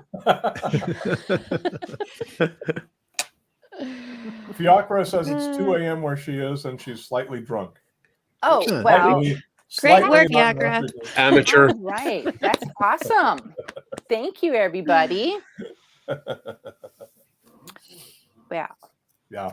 Thank you to everyone again for showing up. And Yes. Thank you, Brian. and thank I you for guess your we're done. donations. Thank you for everybody who came to watch this. It was fantastic. Yes. And so Brian, what's our next episode? What's the next episode on Tuesday? Oh my gosh, you're really. Oh, my God, it's number 800. Ooh, okay. Got a round Ooh. number. Number 800 is coming up on Tuesday, and as longtime listeners know, that means it's a musical episode. And I will say no more, except to assure people that I had nothing to do with any singing or Oh, performing. good. Rest assured on that account. Those tend not to be the favorite episodes. I'm getting 1 yay in the chat. Yay! He says like, yay! Thank you. What? One real listener. Musical. Is this Appreciate like Brigadoon, but skeptical? Just like that. 800. All right, so I guess we're done. So do we cut this off? How do we do this? Do we all say goodbye? Are we supposed to sing? Do we like come out and do like the big variety show, song and dance number? Yeah. All I right. could dance. Why don't you guys Well. get it started and we'll join in. I was just about to say to you, Thank you you for lead the coming. way. Thank you for listening. Thank you for answering questions. Stay skeptical, my friends.